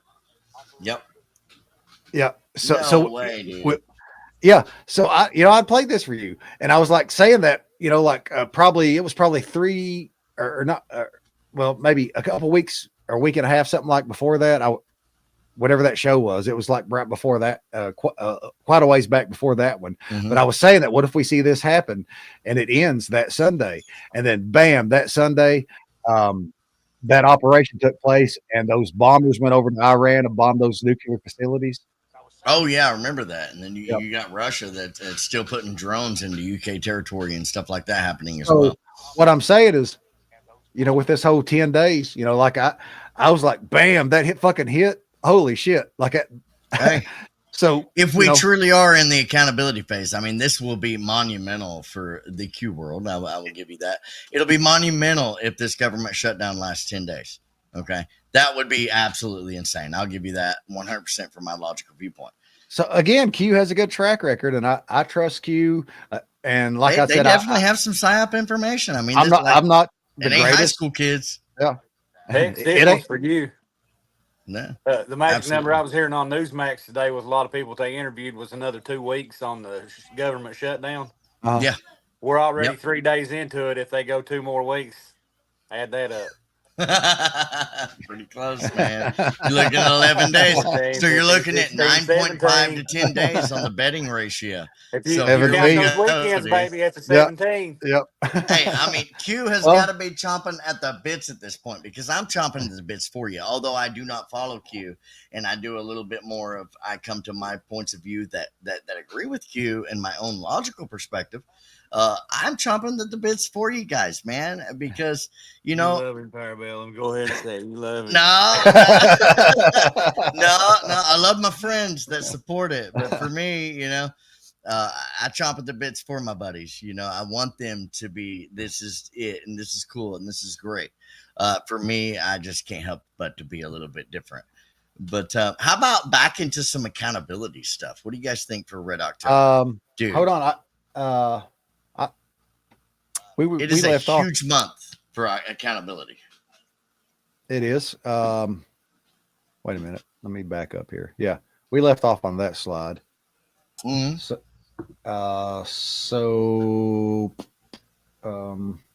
Let me see here real quick. Bear with me 1 second. Yeah, 5_2. That's where I want to go. So we left off on that slide. I kind of wanted to wrap this one up real quick. You know, on this slide, we were talking about the shutdown, 10 days darkness, you know, and then the whole clock, and Q says the 10 days darkness will be on shutdown. So I kind of went a little deeper with this on this slide.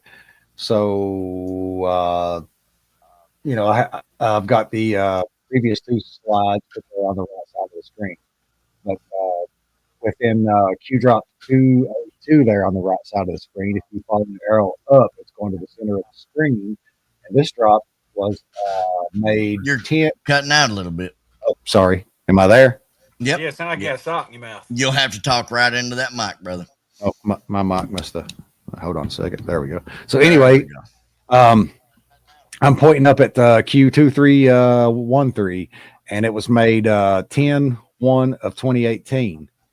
So October 1st, 2018.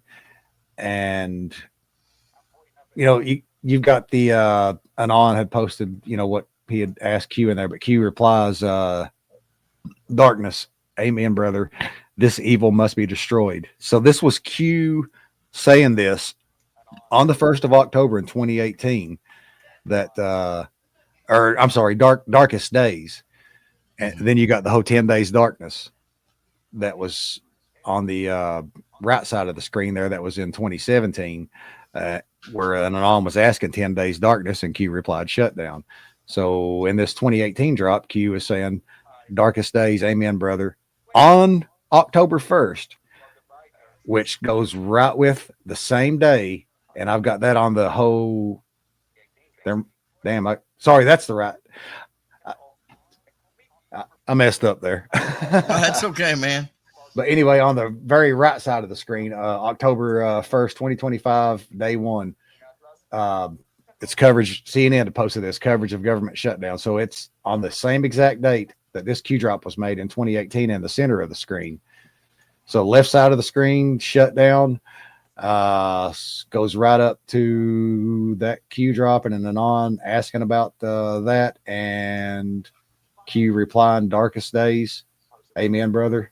On the same date in 2025, we have the shutdown. So I just kind of wanted to wrap that one up real quick. Absolutely, man. I do have 2 more slides. Does somebody have music playing in the background? Is that? Oh, I'm sorry about that, Parabellum. Oh, that's okay. That's okay, buddy. I was just hearing. I didn't know. But is it okay? Go ahead. We'll jump back. Yeah, we'll jump back a little bit more. Let's go back into a little bit more Red October, if that's okay, from the logical side. If that's okay, let's jump back into P. Hegseth. So that was something that I held so dear and so personal to me as a prior service Army combat veteran and being part of that 11 Bravo infantry unit. I do want to play a little bit more. You want to talk about Red October. You want to talk about accountability. Pete Hegseth's Secretary of War meeting with 4-star generals. Okay. He's literally looking at them in the face and he's saying, no more fat troops. Check it out. At my direction, and this is the first of 10 Department of War directives that are arriving at your commands as we speak and in your inbox. Today, at my direction, each service will ensure that every requirement for every combat MOS, for every designated combat arms position, returns to the highest male standard only. Because this job is life or death. Standards must be met. And not just met, at every level, we should seek to exceed the standard, to push the envelope, to compete. It's common sense and core to who we are and what we do. It should be in our DNA. Today, at my direction, we are also adding a combat field test for combat arms units that must be executable in any environment at any time and with combat equipment. These tests, they'll look familiar. They'll resemble the Army Expert Physical Fitness Assessment or the Marine Corps Combat Fitness Test. I'm also directing that warfighters in combat jobs execute their service fitness test at a gender-neutral, age-normed male standard scored above 70%. It all starts with physical fitness and appearance. If the Secretary of War can do regular, hard PT, so can every member of our joint force. Frankly, it's tiring to look out at combat formations, or really any formation, and see fat troops. Likewise, it's completely unacceptable to see fat generals and admirals in the halls of the Pentagon. Damn! And leading commands around the country and the world. It's a bad look. It is bad, and it's not who we are. So whether you're an airborne ranger or a chairborne ranger, a brand new private or a 4-star general, you need to meet the height and weight standards and pass your PT test. That's military lingo at its finest right there. But today, at my direction, every member of the joint force at every rank is required to take a PT test twice a year, as well as meet height and weight requirements twice a year. Every year of service. I'm going to take a PP test too. Absolutely, dude. So that's huge for me as far as somebody that served. I got 3 years and 1 full combat tour in Iraq, and I'm gonna tell you, man. Like I said, when I was in the military, it was 2 different PT standards. There was the male and the female, and there's something that you really need to take out of what Pete Hegseth said. And we're talking about Red October and accountability across the board. He said for all combat MOS positions, okay, combat positions, you need to achieve the highest male standard at 70%. Okay. You're talking about running the 2 mile or the 2 mile run or in 2.5 minutes, or the 1 mile run in 2.5 minutes, 2 minutes. Okay. That's your standard PT 100 score is 2 minutes flat. So at 2.5 minutes, you're looking at probably about 70%, 2.5, 245. So this is huge for me. I don't know how you feel about that, but to be able to hear that lingo and to hear Chairborne Ranger and all that put onto the national television screen of when I first went into the military, and I hung out with these men who were men, and they were absolutely roles of protectors, providers, veterans. We are here to show up, blow up shit, kick some ass, run a tank over your vehicle, or shoot you with a 50 caliber rifle if you get too close to our 6. I absolutely love that as a man. You know what I mean? Yeah. That is beautiful to me, because at the end of my transition in military service, it started turning out into, they started introducing LGBTQ in the military. You know what I mean? And this happened towards the ass end of Operation Iraqi Freedom, right? So all this was starting to get introduced. So to be able to hear Pete Hegseth come out and say something like that, it absolutely made my day. As far as, this is what we put across. We are America. We are badass. We will kick your ass. We will shoot, we will fight, we will defend the Constitution. These are things that we do, and it's what we stand for. Yeah. And he said, no more debris, no more LGBTQ toxic garbage. I'm absolutely for that because it's a distraction. Do you know why America has never really been like invaded by a big, huge military force and like war on the soil? Absolutely. We're loaded to the gills with weapons under our Second Amendment right. Yep, exactly. That's what I'm saying because I think I can't remember who said it, but like they wouldn't invade America because they knew behind every blade of grass would be a rifle pointed at them. Absolutely. That is goes back, what keeps back America to our safe. Second Amendment right. Yeah. That is why there's no war on American soil. The military is the front line, but if it comes into the United States, then the U.S. citizens with the Second Amendment right, there's a lot of U.S. citizens out there armed to the teeth that's ready to defend this country. Absolutely, man. How about some more accountability, buddy? I want to wait on Big Country for this next one, but we do have what I feel is a little bit of accountability coming from President Trump. If you want to wait on Big Country, go ahead. I've got 2 more slides before we get into the Why Do Rats Abandon Ship segment. Okay, cool. And their Q stuff, and I can go through those real quick. That sounds perfect, man. All right. Wait, that's not it. Let's see. Remove, and there we go. That one. Jeopardy. So, we had talked about this slide, and I think I'd posted this on Facebook today, but we had talked about this slide just a couple slides ago, Q282, and the Anon asking again, 10 days darkness when? Q replies, shutdown. So if you go over to this one, and this is a tomorrow Delta for Saturday, this drop was made 10/4 of 2018, and Q, he says memes ready, Q, and then Q says, are you ready for arrest? Are you ready for pain? Are you ready to be part of history? Q. So again, during this shutdown, we were talking about this a little bit ago. I think this is a prime time, and I think Big Country was in on this conversation, is it's a prime time right now for Trump to start, maybe they're making arrests, but start getting rid of people and draining the swamp so we can really get deeper into the meat of this accountability phase. Because, shutdown, and then Q in this drop, 2, 3, 4, 4. Are you ready? Are you ready to see arrest? Are you ready for pain? Are you ready to be part of history? Absolutely. Is that what we're seeing go down right now? That's what I feel is going down. You've got ICE in the streets. You've got ICE and National Guard in multiple cities. You've got, what do you got? You got Memphis. You got Portland. You've got all of this going. Chicago, Illinois, all of this going on. And I think you're seeing the accountability phase, and especially after the assassination of Charlie Kirk, I think you see the uptick of accountability within the president's administration. Yep. You with us, Big Country, or? He might have had to step out for a second. He's taking a big poop. Yeah, absolutely. I know that's what he's doing. So anyway, this it smelled like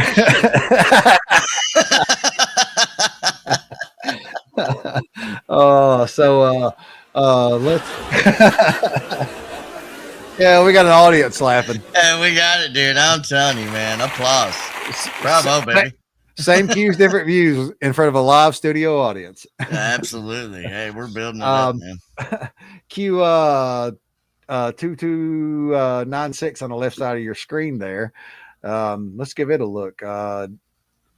Q's talking about the look at that Parabellum D's.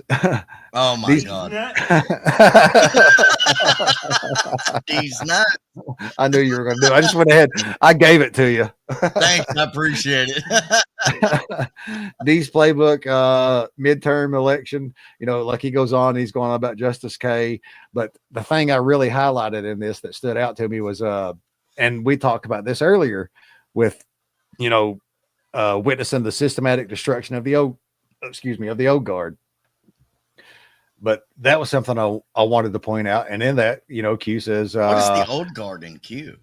The old guard, it's the deep state. It's the people who have been controlling and pulling the puppet strings for years and years and years. And you're watching the destruction of them. You're watching like Hillary Clinton, Obama, the Bushes, you know, the Clintons, all of them getting their puppet or getting their cutting their puppet strings. Also, they have no control anymore. I'm surprised we didn't see any references with the new Old Guard 1 and 2 movies that came out on Netflix. Yeah. I'll get into some Netflix here in a second, but maybe I should have explained this old guard term a little bit better before I started getting into this. Yeah. But yeah, that's what the old guard is. It's that Q's referring to is the people who have this is how I take it anyway.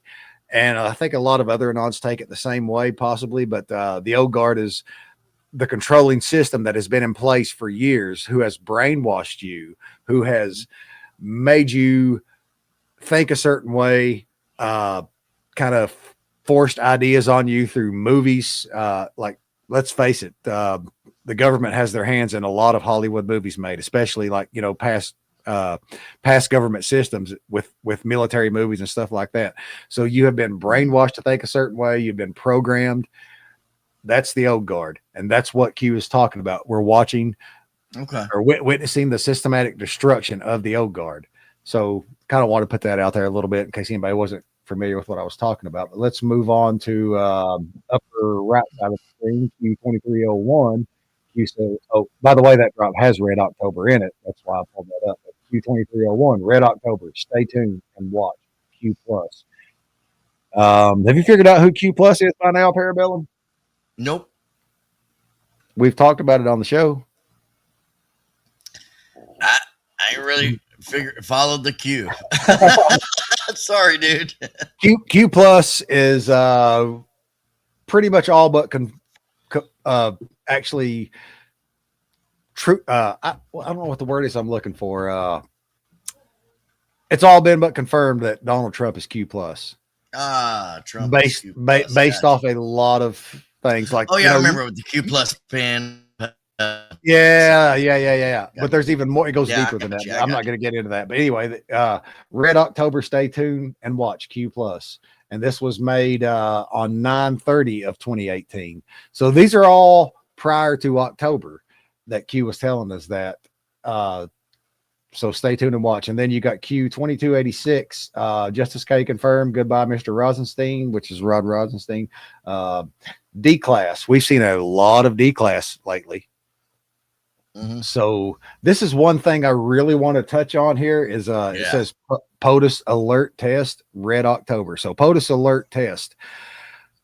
And this is big in the Q movement, big amongst anons I've seen talk about, speculate about is, are we going to see a emergency alert system or emergency broadcast system is what it used to be called. I think they changed the name of it to emergency alert system, but are we going to see a test of the emergency alert system? You had sent me a video last week, Parabellum, that was all about that and about using the emergency alert system to that it would be taken over and nothing could shut it down, and we were going to be exposed to a friend of yours had sent it to you. You know the video I'm referring to? Yeah, that was Debbie. I was talking about all of the scanners and computer network and everything that was going on that was attached to this emergency broadcast system. Yep. So like drops like this is where that came from. There's a whole lot. Are you looking that video up? No. You don't have to. No, you don't have to. I just thought you were like, I seen you type and I thought you were looking it up. That video, there was a lot in there that was like really hopeful. But the thing I've come to find out since I've been following the Q movement is some of this stuff, you have to look at it and not put too much faith in it because, again, disinformation. You got disinformation from both sides. And there's a lot of that side that I guess kind of maybe poses as anons or Trump supporters that put information out. So you have to kind of be weary of what you see with that video. If anybody knows the video we're talking about, it's a guy who is going on about what's going down. Roadblocks have been set up, checkpoints have been set up, and the emergency broadcast system is going to be put into place. But I didn't totally dismiss that video. It's, again, you just want to be kind of leery about that kind of stuff. And it's one of them that I'm like, okay, I seen it, and I'm like, okay, let's see what happens. And it may turn out to be actual truth. But basically, back to this drop, POTUS alert test.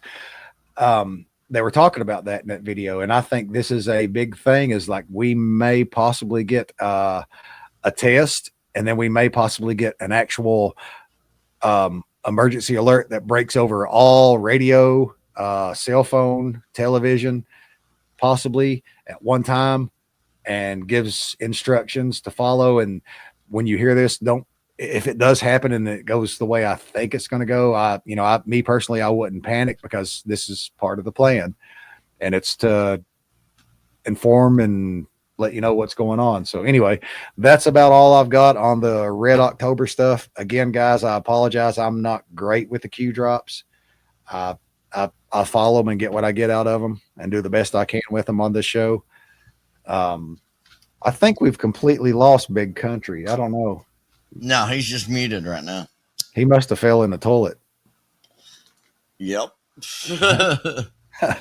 But anyway, we could jump into oh wait, you had something, didn't you? You wanted to wait on Big Country, but you can go ahead and jump into it if you want. That's okay. I'll jump into a little bit of other news. Have you heard about the ordeal that's going on with Nick Sorter? Nope. Can't say that. Okay, so Nick Sorter is something that's blowing up. It's all over. I may have Facebook. It is the independent journalist who saved the flag from being burnt in one of his journalistic operations, and then later on, he was just recently arrested. And then even Caroline Leavitt had a response to this. Okay, so the first thing I want to do is that I want to show you, a lot of people, maybe you have never heard of Nick Sorter. Like I said, he's an independent journalist who is a conservative journalist and fights for your freedom and your beliefs if you're on the conservative side. And it raised quite a huge stink of what was going on. Here is an example of who Nick Sorter is, if you haven't heard about it and you see it in your feed. You got a video. We got a Trump supporter. We got a Trump supporter right here. Oh, he's putting it on the ground and he's making it worse. Now he's standing. Hey, get in, motherfucker. Now he's standing on it. You're not supposed to stand on it. Oh, now I think he's saving it. So there you go. You have Nick Sorter. You have the far left liberals dressed up like some video game character that you may have seen. And he's basically saving the flag from being burnt, and I find that to be a very patriotic thing. And I appreciate what it is that he did for us in conservatism and what it is that we stand for. A little bit later, more breaking news that happened here in the last couple of days is that, in the middle of the Portland ICE riots and everything that's going on, Nick Sorter was actually arrested, for defending himself from anti-ICE people. So how about that shit? Here's a video of that. Check it out. Whoa. There's Nick Sorter. He's being arrested. And basically, one of the timelines from this video, it basically said, let's make sure President Trump sees this. This happened about 4 or 5 days ago. Okay, so he shows up as an independent journalist that's there for conservative beliefs. And the thing that's crazy about that is in Portland, what you have is you have a little bit of a mix-up that's going on. You have ICE that's been deployed to Portland, Oregon. Isn't Oregon trying to sue? Yeah. So what that's not going to go. Right. That's not going to go. But what it is, they're trying to use that their sanctuary city, they're considered a sanctuary city. This is the Democrat perspective, right? So the sanctuary city, and they're saying that basically, we're a sanctuary city and we have these rules and these laws that does not allow our local officials or police of Portland to help immigration ICE to be able to conduct their mission in which President Trump. So what you're seeing is the first real dissension between federal and state police. That's what's going on. Okay. So this is the big deal that's going on with that. So state police arrested Nick Sorter, and there was a huge uprising in the conservative platform about what's going on here. You got somebody who's standing up for conservative values. He's standing up for the American flag. He's standing up for the Constitution and what is right, good moral values, these things that we believe in. And we're outraged. We're like, hey, this is absolutely ridiculous. You shouldn't be doing this. So he actually stated, he said, I can't wait till President Trump gets hold of this. And he even stated, he said, you're making a really big mistake by doing this, because this will blow up in your face. And check it out. If you watch the news today, did you see Caroline Leavitt, Hex? Mm-mm. Caroline Leavitt had a response to exactly what happened to Nick Sorter. Here it is. Just last night, we saw an extremely troubling incident where conservative journalist Nick Sorter was captured on video being taken into custody by the Portland police after he was ambushed by Antifa and was defending himself from these assaults. But instead of arresting these violent mob members night after night after night who are ravaging this community, the police arrested a journalist who was there trying to document the chaos, and everyone in this room should be extremely concerned about that. The Department of Justice spoke with that journalist this morning, and they will be launching a full investigation into his arrest. This incident is part of a troubling trend in Portland where left-wing mobs believe they get to decide who can visit and live in their city. It is not their city. It is the American people's city, and President Trump is going to restore that. I just spoke with the president about this, and he has directed his team here at the White House to begin reviewing aid that can potentially be cut in Portland. We will not fund states that allow anarchy. There will also be an additional surge of federal resources to Portland immediately, including enhanced CBP and ICE resources. Law and order will prevail, and President Trump will make sure of it. With that, I'll take... So there you go, man. That was Caroline Leavitt's response, and you actually got the response that you wished you would see from, from DOJ and AG Pam Bondi, Caroline Leavitt. You get the absolute response that you wanted to see. This is an absolute outrage, and they're starting an investigation into the dissension between federal and state, government of what's going on there. So this was huge news that blew up. I didn't know if you had heard about this. No, I've not got to follow a whole lot of news like here, especially here lately with again Halloween party coming up, working on the house. Oh yeah. Oh, I know, man. And trying to put a show together. Busy. Yeah, so again, I try to keep up. That's huge stuff, man. Big stuff that's going on as far as Nick Sorter. There's Big Country. There's Big Country. We just went over Nick Sorter. Have you heard about Nick Sorter, Big Country? No. Everything come out all right? My power supply went out on my Wi-Fi hub, dude. I had to find another one. Oh, no. we thought you was pooping. I could still hear you guys. I was rocking a data signal on my phone, but it wouldn't handle video. Well, as far as continuing accountability, did you get to see the Kash Patel video about Kash Patel holding Nancy Pelosi basically liable for the 270 plus FBI agents that were there for January 6th? Did you guys hear about that? Plainclothed agents? I'm going to remove myself. The Kash Patel, Nancy Pelosi side of it, but I've heard some accounts from people that were in the crowd that day. Absolutely. So this is coming back up, and this is Kash Patel in recent news that just broke, and it was some information that was released. Go ahead, buddy. I'm going to remove myself real quick. I'll be right back, but go ahead and continue. All right. He's got to poop. He's got to poop now. Yep. That's how it goes, man. So the accountability here, I'm going to play a video for you. This is Kash Patel, and I absolutely love this video. And he is basically calling out Nancy Pelosi for declining any National Guard troops for January 6th. And they have the proof in the pudding. It's right there in the writing. Check it out, Big Country. Here we go, buddy. Some Republicans, Mr. Director, argue that Nancy Pelosi staged January 6th, and the Select Committee covered it up.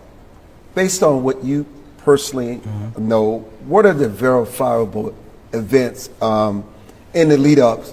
And do you, I know you don't speculate, you just deal with facts.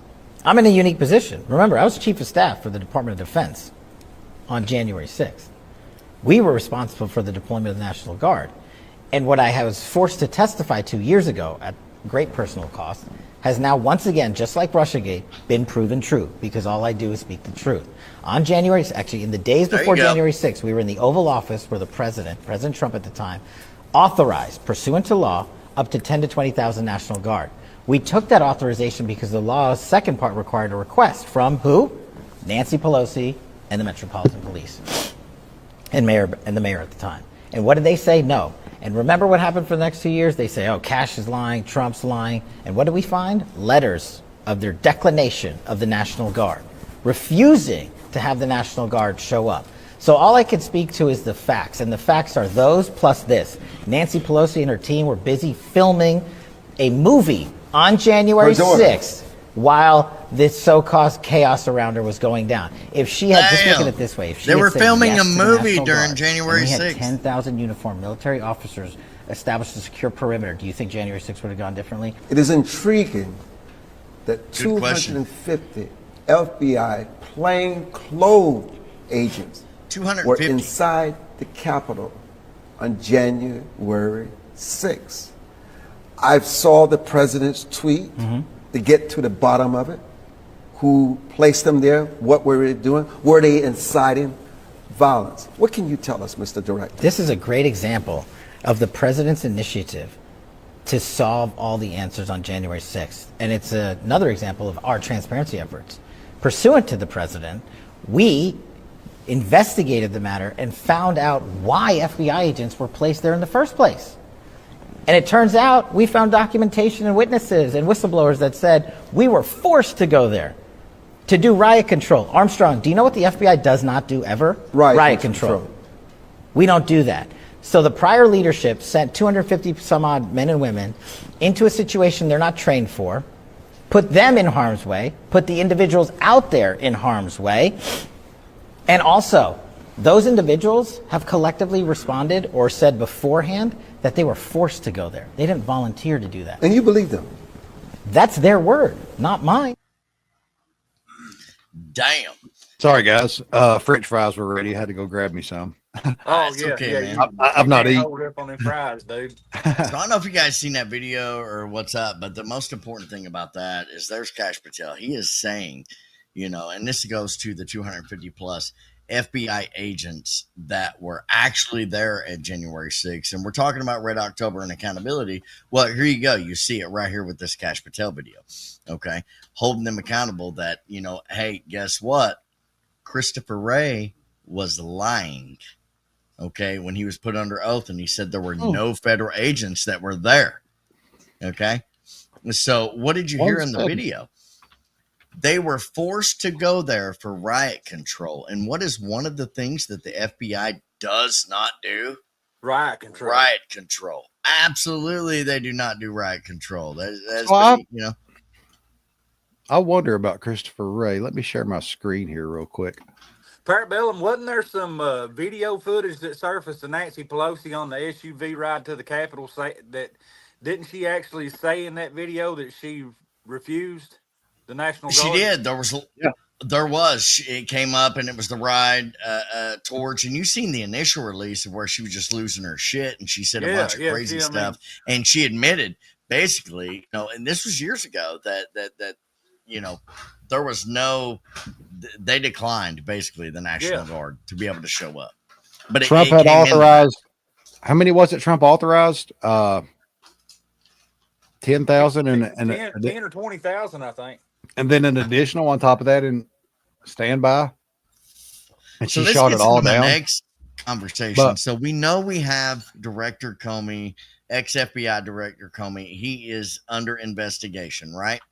This is all going down. We know about Comey, but who do you think is next? In my personal opinion, I think Christopher Wray is next on the list of accountability. Okay, let's look at this. This is my QAC I got pulled up here. And right here, Q35. Can you guys see? I got it highlighted here. 3537. And Anon had said, Ray is a sleeper. And Q replies, future marker. So this makes me wonder I'm not sure. Like maybe I don't totally get this drop, but I took it as Ray was put into place to do a job to expose the FBI, maybe to do bad shit, be a bad actor. Because Q talks about, you know, he's absolutely a bad actor. Did you see him in his testimony?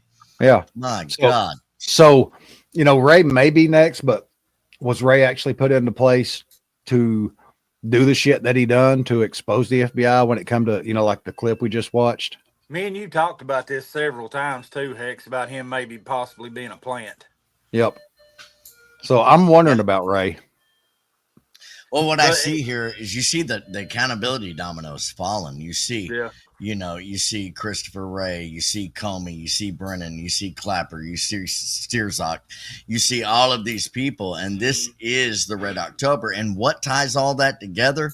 Well, look at what James Comer has put out. These are the depositions of everybody that's going to show up for the depositions in October. Check it out. Let me see. I had to remove it real quick. Let me. There you go. Oh, I got you. And I'll put it back up there. So here you go. Representative James Comer. The House Oversight Committee is compelling the following individuals to appear for depositions through issued subpoenas. Welcome to Red October. We're going to start with Attorney General Merrick Garland. Okay. AG Garland. I got a video for him. My goodness. Hey, you know what? Let's go right here. We're talking about AG Garland. What did he do and how did he lie? All right, check it out. So as I said at the outset, one of the norms of the Justice Department is to not comment on impending investigations, and particularly not to comment about particular scenes or particular individuals. I was hoping today to give you an opportunity to put to rest the concerns that people have that there were federal agents or assets of the federal government present on January 5th and January 6th. Can you tell us, without talking about particular incidents or particular videos, how many agents or assets of the federal government were present on January 6th, whether they agitated to go into the Capitol, and if any of them did? So I'm not going to violate this norm of the rule of law. I'm not going to comment on an investigation that's ongoing. So you got a no answer from AG Garland, right? Yeah, I hated that. That reminded me a lot of was it Jim Jordan who had was going after Ray in that one testimony and said, did you or did you not have, you know, FBI informants within the Capitol? Absolutely. He went after Christopher Wray as well. And that's why. And Ray was the kind of the same, just about a same response. Yeah. The difference between AG Garland and Christopher Wray is Christopher Wray actually flat out said, no, there was no federal agents there. AG Garland did the whole bias well, I can't, bring up any kind of conversation. No, let so me, AG Garland. Go ahead.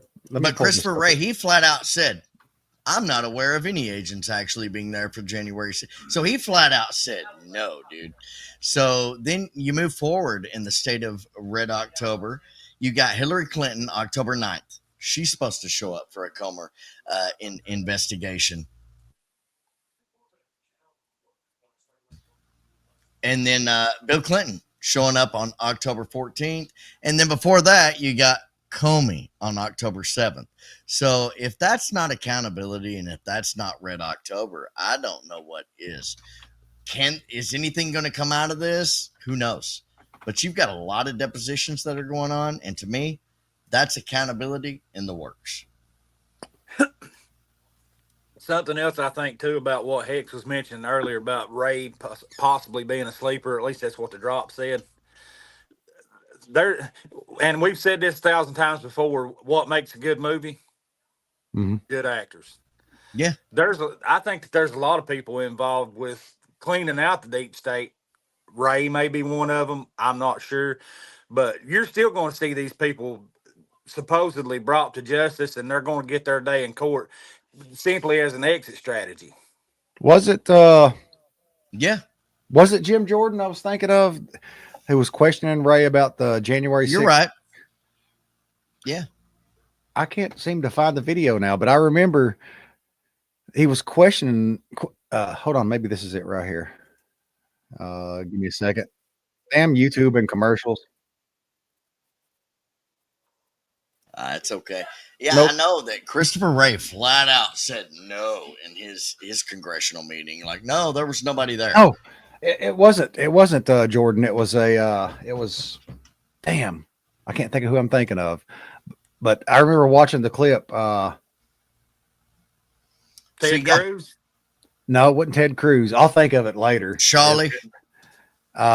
Big guy, Southern accent. Did you or did you not have Wasn't Kennedy, was it? FBI informants within the J6, he was questioning Ray about it. The bald-headed guy from Louisiana? What's his name? I don't remember. Damn. I'm having a brain fart. It's on the tip of my tongue. On it, dude. I see his fingers working. I'm working on it. Well, that wasn't James Carville. No.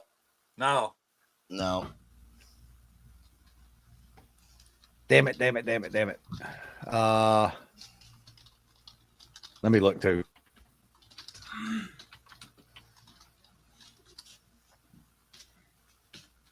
I'll know it when I hear it.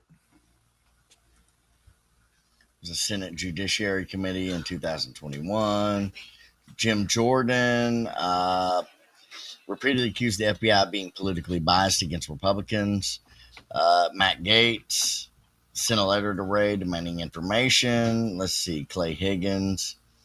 Clay Higgins, that sounds like Clay Higgins, that's it. Clay Higgins. Yep, there you go. Louisiana. Higgins questioned Ray in November 2023, asking about a conspiracy theory that the FBI orchestrated the January 6th violence with agents who arrived in ghost buses. So you're talking about the ghost buses. Yes, okay. Now I know where you're at. I got it right here. Hold on one second. I think this is it. Let me share my screen real quick. But this is what I was getting at with that. Let's see. Share screen. Share this screen. And let's add that to stage. And where you at? There you are.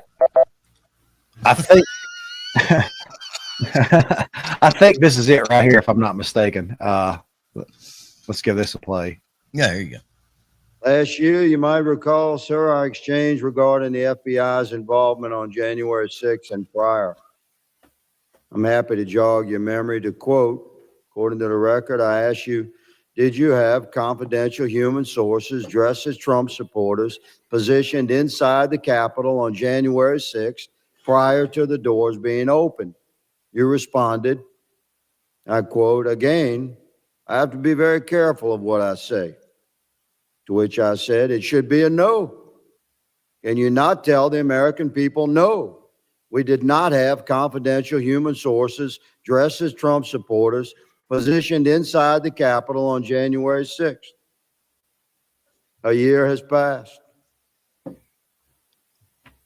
We sit here again a year later, we the people still do not have a definitive answer from you or anyone else in the Biden administration regarding the FBI presence and participation in the months leading up to the November election and in the weeks and days prior to January 6th and on January 6th here in D.C.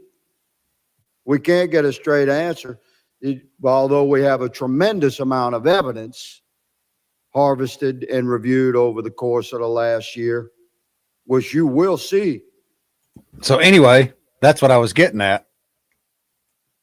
Christopher Wray and Clay Higgins. And it was the same response that was in that video you just played, Parabellum. You're muted, Parabellum. Oh, yeah. Yeah, I got you. Yep. So, yeah, that's what I was getting at. It was the same response. And then what did we find out here recently? How many was there? 200 and what was it? 50 plus, 250 plus FBI agents that were there.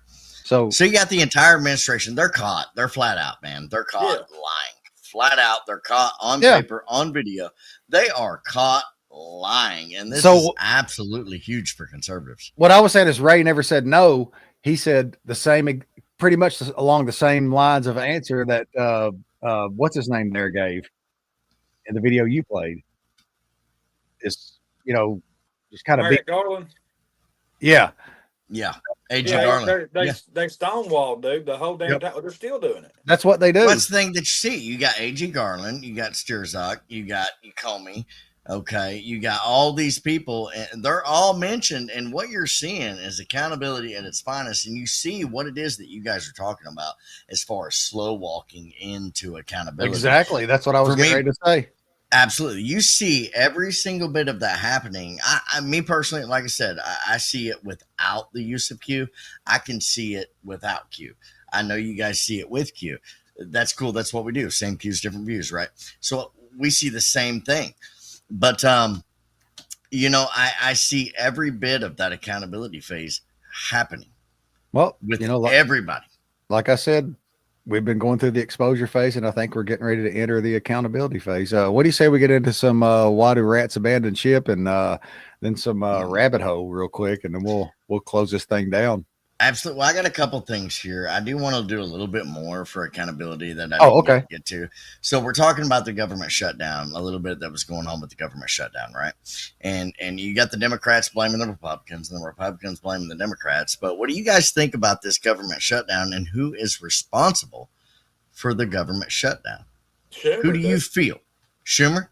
Yep. Yeah. This goes into me too. And this goes into what I was trying to get into with why do rats abandon ship? Right, exactly. And what I'm going to get into a little bit with this is that Schumer is blamed for the Democratic government shutdown, or the government shutdown, which I blame personally on Democrats. Let me say that maybe not Schumer alone, but he's definitely the mouthpiece. He is. He's the mouthpiece that's pushing it forward, and I think it's a Democratic ploy to be able to play games with the Republicans, because what is it that they're asking for? Do you guys know what the Democrats are asking for in this? Yeah, they're wanting money for illegals for free healthcare. That's right. They want $1.4 trillion in money for illegals. Yeah. For Medicaid. Yeah. And what do Democrats say? They say it's an absolute lie. We're not trying. It's absolutely unconstitutional, and there's no way that we can get, illegal Medicare to undocumented immigrants or illegal aliens, in which where we're at on the conservative side. That's absolutely what's going on with this government shutdown. And the Republicans, they're saying, hey, no, quit playing games with us. Damn well we're not going to agree with that. What smells like shit about the whole thing, too, though, is there was already a CR in place that they only wanted to extend out for another 7 weeks that the Dems had already agreed to once already, but now it's not good enough because they need that trillion. They're playing games. Okay. So I don't, me personally, I don't think it's as much about the money to fund and healthcare for illegals as it is they want that money, because what happened with Doge? They cut all their funding off. They have no money. The Democratic Party is dying. Yeah, I mean, they can't fund their operations, their false flag events. We all three know that that's not where that money's going to go to, but they have to put a label. Absolutely. Yep. Yeah, they do. So you get the government shutdown. So let's put it into context. You got the government shutdown. You got the Democrat opposition. What their idea is that, we're blaming Republicans, but we're sneaking through the back door trying to put $1.4 trillion into illegal Medicaid for illegal immigrants. And the Republicans are basically staying true to the word, saying, hey, we've told you since day one we don't stand for this shit. We're not playing that shit. But what did that result in? So here's the big thing. President Trump on the government shutdown, okay? I think it was an absolute masterclass, a master play for President Trump. And I think we said it in the last show that President Trump on 5D Chess, he said, well, if you want to shut it down, I'm going to use this as an absolute opportunity to be able to reduce federal government and reduce federal bureaucrats and start firing people and use Doge cuts to be able to start cutting and draining the swamp. Is that what we're looking at here? That's it. Why do the rats abandon the ship? Well, that's where we're at, right? Yep. So even more so, and let me go just a little bit more before you jump into the rats abandon ship. Okay. Why do the rats abandon ship? I think the rats abandon ship because you just literally added, hold on one second. You literally added this guy, President Trump. All right, tweeting on Truth Social. I have a meeting today with Russ Vought. He of Project 2025 fame to determine which of the many Democrat agencies, most of which are a political scam, he recommends to be cut, and whether or not those cuts will be temporary or permanent. I can't believe the radical left Democrats gave me this unprecedented opportunity. They are not stupid people, so maybe this is their way of wanting to quietly and quickly make America great again. Uh-oh. So what you see here is 5D chess and a masterclass, I do believe, because, you're bringing in Russell Vogt. Who is Russell Vogt? My God. Okay. So Russell Vogt, if you guys aren't familiar, he absolutely became, famous overnight. Russell Vogt is the director of the Office of Management and Budget, the OMB, most likely known, in the Trump administration. Russ Vogt is allowed to work during a government shutdown because his position is considered essential for carrying out the president's constitutional duties. So during the shutdown, guess who gets to enact the Trump agenda? Russ Vogt. Russell. So Russ Vogt is absolutely 100% pro-Trump. What are the essential functions and personnel actions? Vogt's role in the Trump agenda. In the current shutdown, President Trump has explicitly used the lapse in funding to implement aspects of his agenda. As OMB director, Vogt is responsible for making specific personnel and budget decisions that allow this to happen. So you basically just enabled the most powerful person in the middle of a government shutdown to enact President Trump's agenda. They're dumber than a box of hammers. You released the hounds pretty much is what you did. You did. In your own arrogance, this is what I think the liberal Democrats did in Red October, is yet again, you have yet another phase of accountability that's happening with Russ Vogt coming in. Okay, and let me see if I can find it. She says these people are stupid. They are absolutely stupid. I'll pull it up here in a minute, guys. You guys keep talking amongst yourself. I'll tell you exactly what Russ Vogt has done since the shutdown. All right.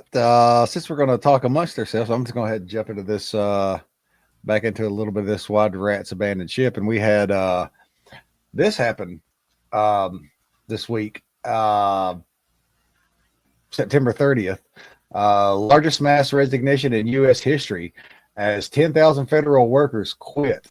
Some 10,000 federal workers are set to formally quit the U.S. government. 10,000 workers, largest in history. Biggest mass resignation ever. And Q told us to keep track. I think, if I'm not mistaken, Q was pointing at kind of keep track of resignations. But this was from Newsweek. This come out, and I was telling Tiff about this today. She's like, I never heard nothing about that. It's not been on the news. And I'm like, of course it's not. Yeah. What did we see on the news today? Like the big news? The whole thing with was it Chevron oil refinery that caught fire? That was like all over the news today. Oh, I didn't even see that. Oh, well, that was on the news this morning when I got up, but they weren't talking about this. But 100,000 federal workers have decided to resign. Why do rats abandon ship? This is after the shutdown. This was posted September 30th. Well, not after the shutdown, but coming up on the shutdown. They knew the shutdown was coming. So again, why do rats abandon ship? The damn thing's sinking. Yep. That was my thoughts on that. But I also had this Q around that. And this is Q2804. And 2803, Q says, look for placeholder updates at Patriots Fight. Indictments, arrest, and declass will force. What have we seen a whole lot of here lately is a lot of declass, but now we're starting to see indictments. So, keep that in mind. You had the Comey indictment. So especially Comey. Yep. Indictments, arrest, declass will force worldwide coverage. Leaks, bribery, collusion, RE media will force resignation with follow-up criminal prosecutions. So all these people resigning. Are we going to see a lot of them get prosecuted during this? And again, this all is like within 10 10 days dark and the whole period of the shutdown possibly lasting 10 days, are we going to see some arrests, some criminal prosecutions that come out of this whole entire shutdown in the end? You're literally seeing the draining of the swamp per arrest vote through the government shutdown right before your eyes. So Q goes on to say OIG report. And by the way, I want to correct myself. Last week's episode, I had pulled up, it was the OIG report, but I thought I was actually looking at the USAID page. So I apologize about that. That was my mistake. But anyway, excuse me, OIG report, D class. Other release facts, RE 18 U.S. Code, Chapter 115, treason, sedition, subversive activities, Q. So let's take a look at this little video right here. And, you know, we've seen, we were just talking about this just seconds ago. What was the big thing that was bundled into this whole entire thing that the Democrats wanted passed was funding for illegals? Yeah. Absolutely. 1.4 trillion plus. Okay. So let's check this out here. Oh, levies war against. It's muted. There we go. Whoever owing allegiance to the United States levies war against them or adheres to their enemies. Oh, by the way, I do want to point out that this is what Q was talking about, 18 U.S. Code, Chapter 115, with treason, sedition, and this is the treason section of it. So let's do this again here. Whoever owing allegiance to the United States levies war against them or adheres to their enemies, giving them aid and comfort within the United States or elsewhere, is guilty of treason and shall suffer death, or shall be imprisoned not less than 5 years and fined under this title, but not less than $10,000, and shall be incapable of holding any office under the United States. So let's point at some Chuck Schumer here and pay attention to this. We did was a simple, clean, continuing resolution. It's 24 pages in length. All it does is keep the government open so appropriators can continue to do this work together, bipartisan. Chuck Schumer came back with a long laundry list of partisan demands that don't fit into this process, and he's going to try to shut the government down. The president wants to talk with him about that and say, please don't do that. So at this meeting tomorrow, is President Trump looking to make a deal, or is it going to be like when Michael Corleone met Senator Geary? My offer is this, nothing. Wait, is it just me, or did Johnson have like the most sinister laugh right there? You don't know what's coming. So anyway, let's Art of war, baby. Let's continue this. Well, look, we'll have to see, but I can tell you where his head and his heart are. He wants to do right by the people. He does not want the Democrats to hold up troops pay. You know, the people who are serving in the military, they don't get paid during a shutdown. He doesn't want WIC funding, you know, women, infants, and children nutrition program being held up. He doesn't want telehealth and mental health and FEMA services to be stopped. That's what Chuck Schumer is holding hostage.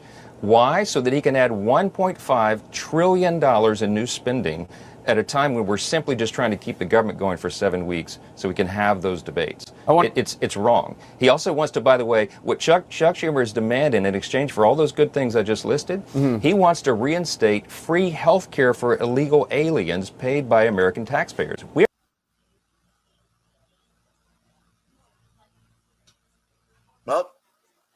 you're muted. Sorry about that. It was brilliant. You should have heard it. Oh, man. But anyway, I want to point out one more time. I want to pause that there. We'll go back to it in just a second, but I want to point out one more time real quick before we jump back into it so I can keep this fresh in people's minds. Q saying 18 U.S. Code Chapter 18 U.S. Code Chapter 115. And we heard that at the top of this video that I'd put together. And let's listen a little bit more. He's talking about Chuck Schumer wanting to fund illegal health care. So let's continue watching this here and check it out. They're not doing that. We can't do that. That's just one of the crazy things he's requested. Well, he wants to reinstate free health care for illegal aliens paid by American taxpayers. Now, listen real close right here. What the 18 U.S. section or 18 U.S. Code Chapter 15 says. And Schumer wanting to reinstate health care for illegals. Giving them aid and comfort within the United States or elsewhere is guilty of treason. Enough said. Yep. Is what it is. He's guilty of treason in my book. Absolutely. They all are. They all are. That's about all I've got on that. You got something else, Parabellum, that you were going to bring up? I was trying to buy some time there for you. I do. Hold on one second. I want to go a little bit more into explaining to the public who exactly is Russ Vought. Okay, this is very important. I feel that this is very important because this is the best way I can sum it up to you guys. Russ Vought is who Mike Pence should have been. Okay, if that makes any sense to you guys, and I'm sure it does. You remember Mike Pence, we were counting on him to go against the votes and be able to, everything that was going on to be able to kind of negate the Biden election, right? So Russ Vought is exactly, in my opinion, what Mike Pence should have been. Boo for Mike Pence. Yeah. But let me bring this up, okay? So who is Russ Vought? Okay, here's some of his actions since the U.S. government shutdown. Since the shutdown happened, we're on day 3. OMB director and key architect of Project 2025, which we went through a little bit earlier, Russ Vought has aggressively leveraged the shutdown to advance longstanding goals of slashing federal spending, workforce, and democratic priorities. Okay, here's a list of some of the things that he did. Check it out. Okay, October 1st, he issued pre-shutdown directives for mass layoffs. This is what we were talking about. Vought is actually the one that instructed federal agencies to prepare reduction in force RIF plans for all non-essential employees going beyond standard furloughs to enable permanent firings of up to 300,000 workers by year's end. So you're looking at a 300,000 year worker reduction. Okay. October 2nd, here's Vought again. Met with Trump to plan targeted funding cuts. In a White House meeting, Vought outlined strategies to freeze or redirect billions in funding away from Democrat agencies and blue states. October 2nd. This was additional. Froze $2.1 billion in Chicago infrastructure funding. He halted federal grants for Chicago's transit and road projects, citing race-based contracting. So here's the deal. You're going to hear from liberals. They're going to say, oh my gosh, he stopped $2.1 billion in infrastructure. But here's the deal. Vought is saying that was a whole bunch of race-based mumbo jumbo that you guys put in there, and I'm not going to stand for it. October 3rd, Russ Vought. Escalated threats to unions and blue state programs. Internal OMB memos leaked today that reveal Vought's push to use the shutdown. He's going to use the shutdown for reconfiguration of federal power.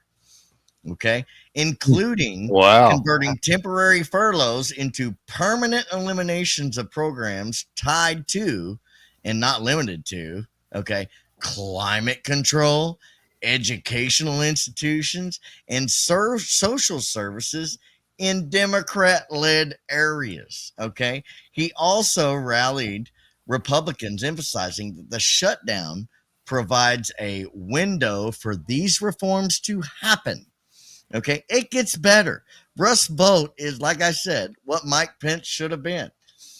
Public calls for broader waste cuts. What kind of waste cuts did he call for? Okay, so responding to Republican lawmakers like Senator Joni Ernst, Vought endorsed list of non-essential expenditures exceeding $2 trillion, which means he's basically done Doge cuts up to $2 trillion. What does this include? It includes $8 billion cut from green scams across at least 12 different Democrat-led states. Your windmills and the Green New scam. Vought came in the second that the shutdown came down, and he said, yeah, I'm taking your money. That's bullshit. It's not happening. So, to understand what is going on with all of that, you need to understand the power that has been invoked to Russ Vought. I don't know if you guys understand this or if you've heard this, but let me explain. The power that's been invoked to Ross Vogt because of a shutdown, he is there to enact President Trump's agenda. And that's everything that President Trump ever stood for. And if you go back to the tweet, I can't believe the radical left Democrats gave me this unprecedented opportunity. They are the dumbest sons of bitches to allow Russ Vogt to go in there, dude. Yes, liberals. There goes Joe Biden. 100%. Dude, I just felt, and I apologize if it took too long, but I felt that the people need to see how. Yeah, that was good. That was good. This is with Red October. Yeah. Russ Vogt showing up, dude, and he is killing it. Go ahead, Big Country. Out of everything that Parabellum just outlined in Mr. Vogt's plan there, okay, knowing that the shutdown has only been in place for 3 days, you cannot tell me with everything that you just covered that this guy wasn't foaming at the mouth to put all this in place. This is a chess move, exactly. This kind of goes with your Q Red October that's going on. Was this the plan? Because he's had this shit in his back pocket for a month, dude. Moves and counter moves. I have one more thing for Russ Vogt before we move forward. And good God, you guys seen it. It got over 5 million views on X, but it would do no justice not to play this video on our show tonight. This is the accountability from President Trump, Russ Vogt as the Reaper.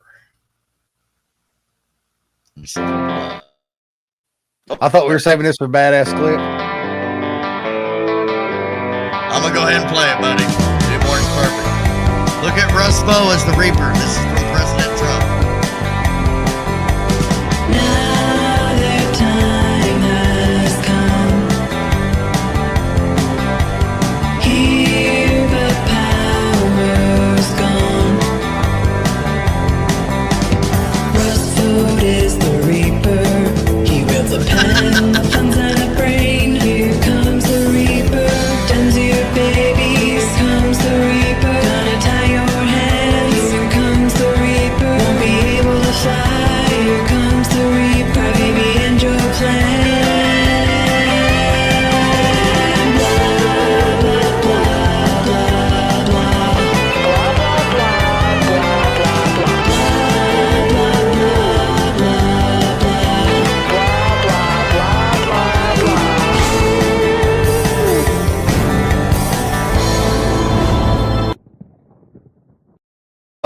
Matrix looking stuff there at the end of it. I know, dude. I'm telling you.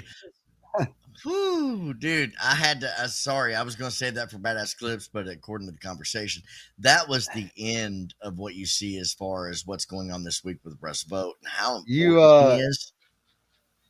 You've got all the badass clips, so I have just a couple, honestly. Tonight, well, what we have, you've got.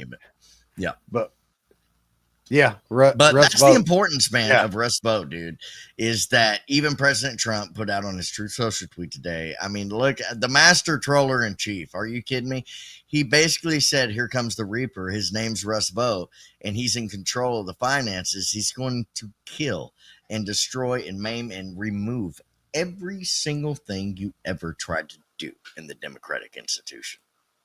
That's huge. Absolutely. Yep. Welcome to Red October.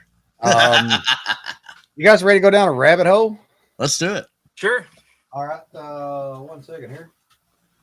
Let's dive down this rabbit hole segment.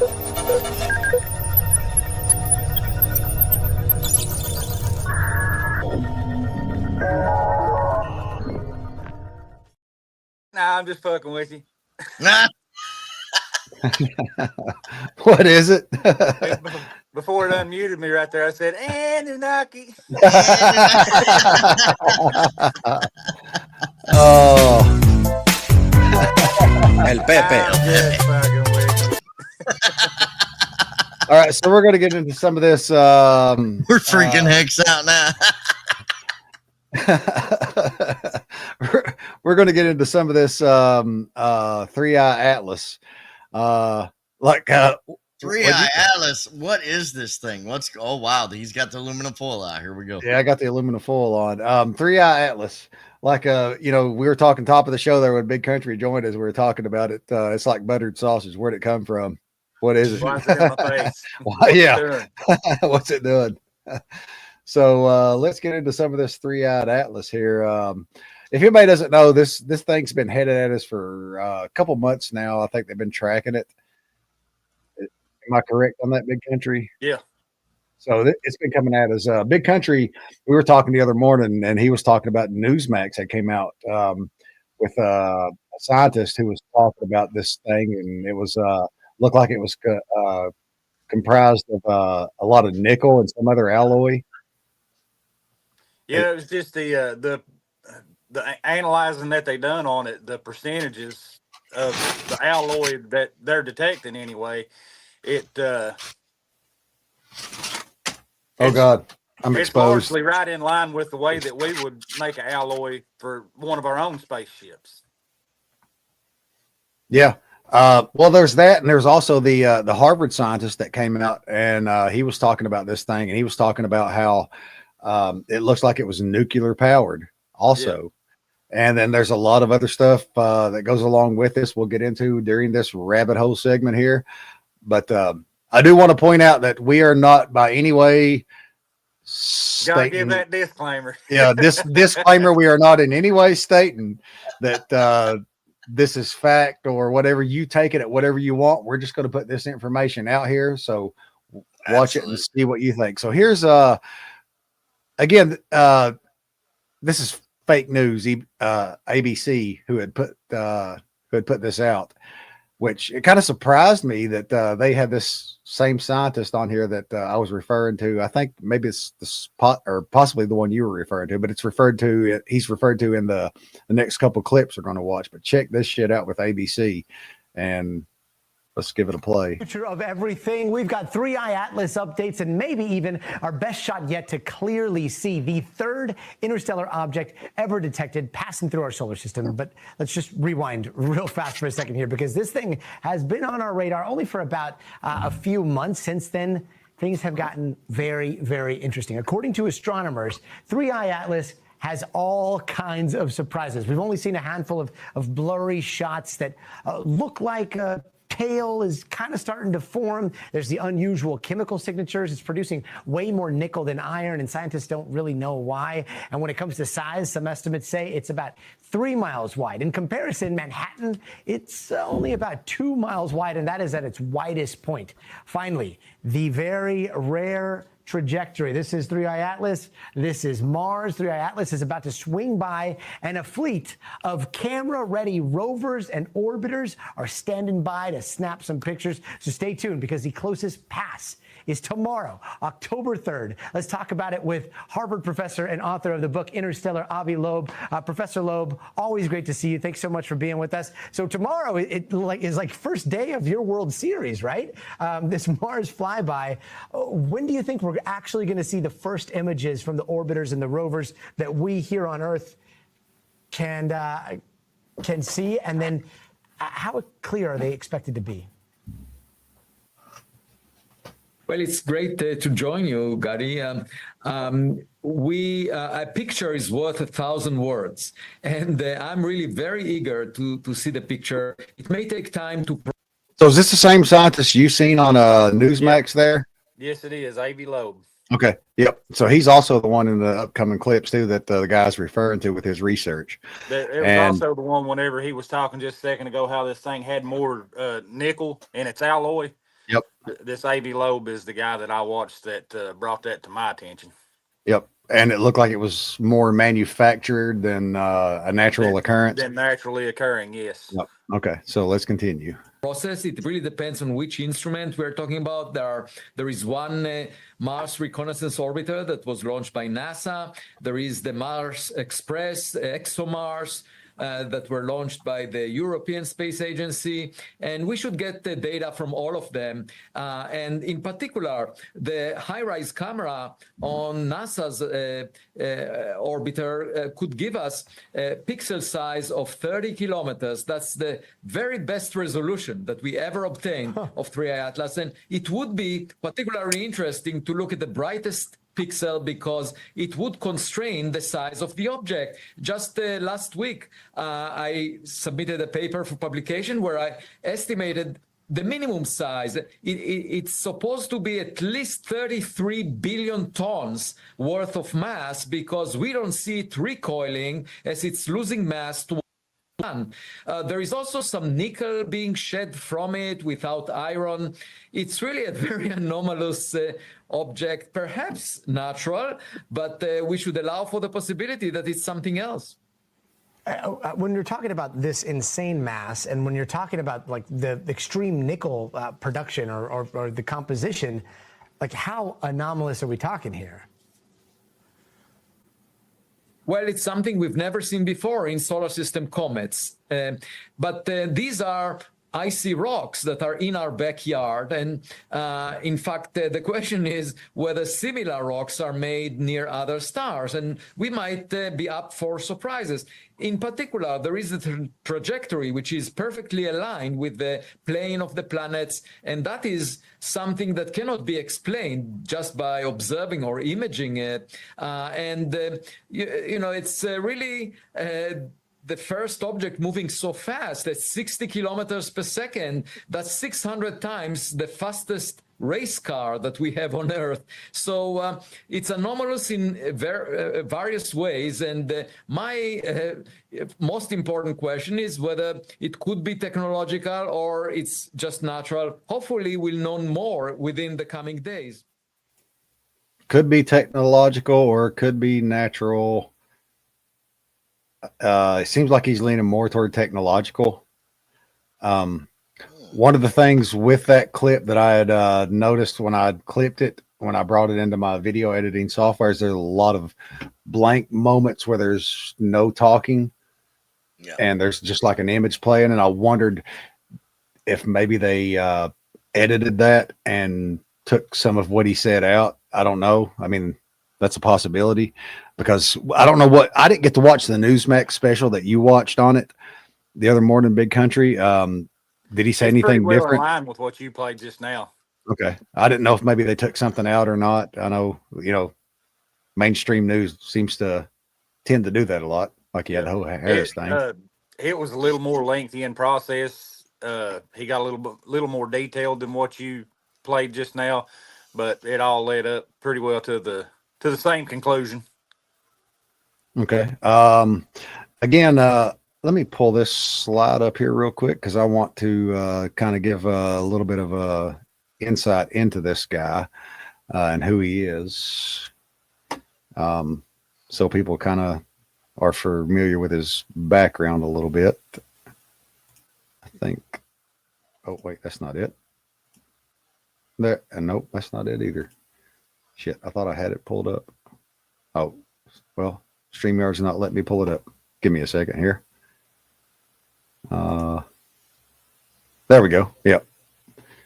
So this dude is a theoretical physicist who works for, or who works on astrophysics and cosmology. But he's at what is it? Harvard University. So he's also got the background of since 2007 he's been the director of the Institute for Theory of Computation at the Center for Astrophysicists. So like he's got a big background in this stuff. So this guy's not like just talking out of his ass. Like he's definitely got the credentials. He's got credentials. He's a professor at Harvard. What do you think about that Big Country, or not Big Country, but Parabellum so far? Any thoughts? You with us, Parabellum? Earth to Parabellum? Is he muted? I think you may be muted, Parabellum. one of the things that while Parabellum's trying to get his mic back working, one of the things that I really found interesting on it was they were saying that the composition of this thing and the size of it is there wasn't enough of that naturally occurring material in our galaxy for this thing to amass such size. So where did it come from? Yeah, exactly. And that, like I said, it seemed to me like he's hinting more at it being a crafted or manufactured object. Yeah, that's coming at us. Yeah. I won't get into what I'm getting ready to, or what I wanted to say, but you know. I know. But anyway, let's watch Boy, this. it sure got close to Mars, didn't it? Yeah. Well, here's the other, and this video gets into it. This next couple clips we're going to watch here that kind of gets into that with how it passes by these planets. I don't know if I clipped that much of it, but it does pass by a lot of these planets in our solar system, and it seems to coincide with religious holidays every time it passes by a planet. Watch your step there, Hicks. Well, in this video, this scientist makes this statement, based off, and this is Carl Sagan. If anybody knows who Carl Sagan is, he makes this statement, he's quoting Carl Sagan. And Carl Sagan had done the original documentary, Cosmos, which later on, what's his name? Black guy that redone it, Cosmos series. Not sure on that one. Shit. Hold on just one second. Let me look that up because I got to know real quick. Because, let's see, Cosmos series. Because I have to know now. I can't.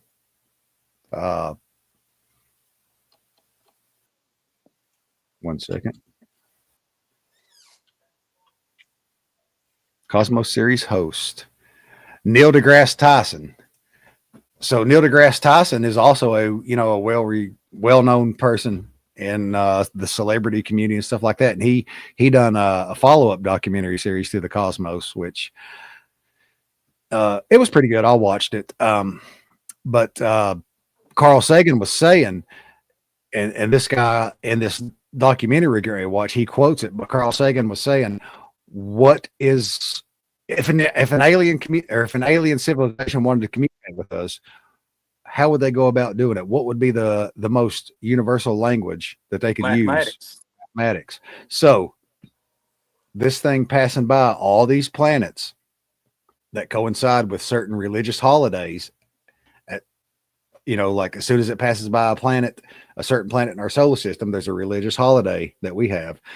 Another planet, another religious holiday, another planet, another religious holiday. And that's not something that's natural. And on top of that, it speeds up and slows down that we've seen with the stuff that's came out on the news about it. And its trajectory changes. Yeah, and its trajectory changes. So basically what you're saying is it's trying to send a message in the only way that it knows how we can understand. Mathematics, yeah.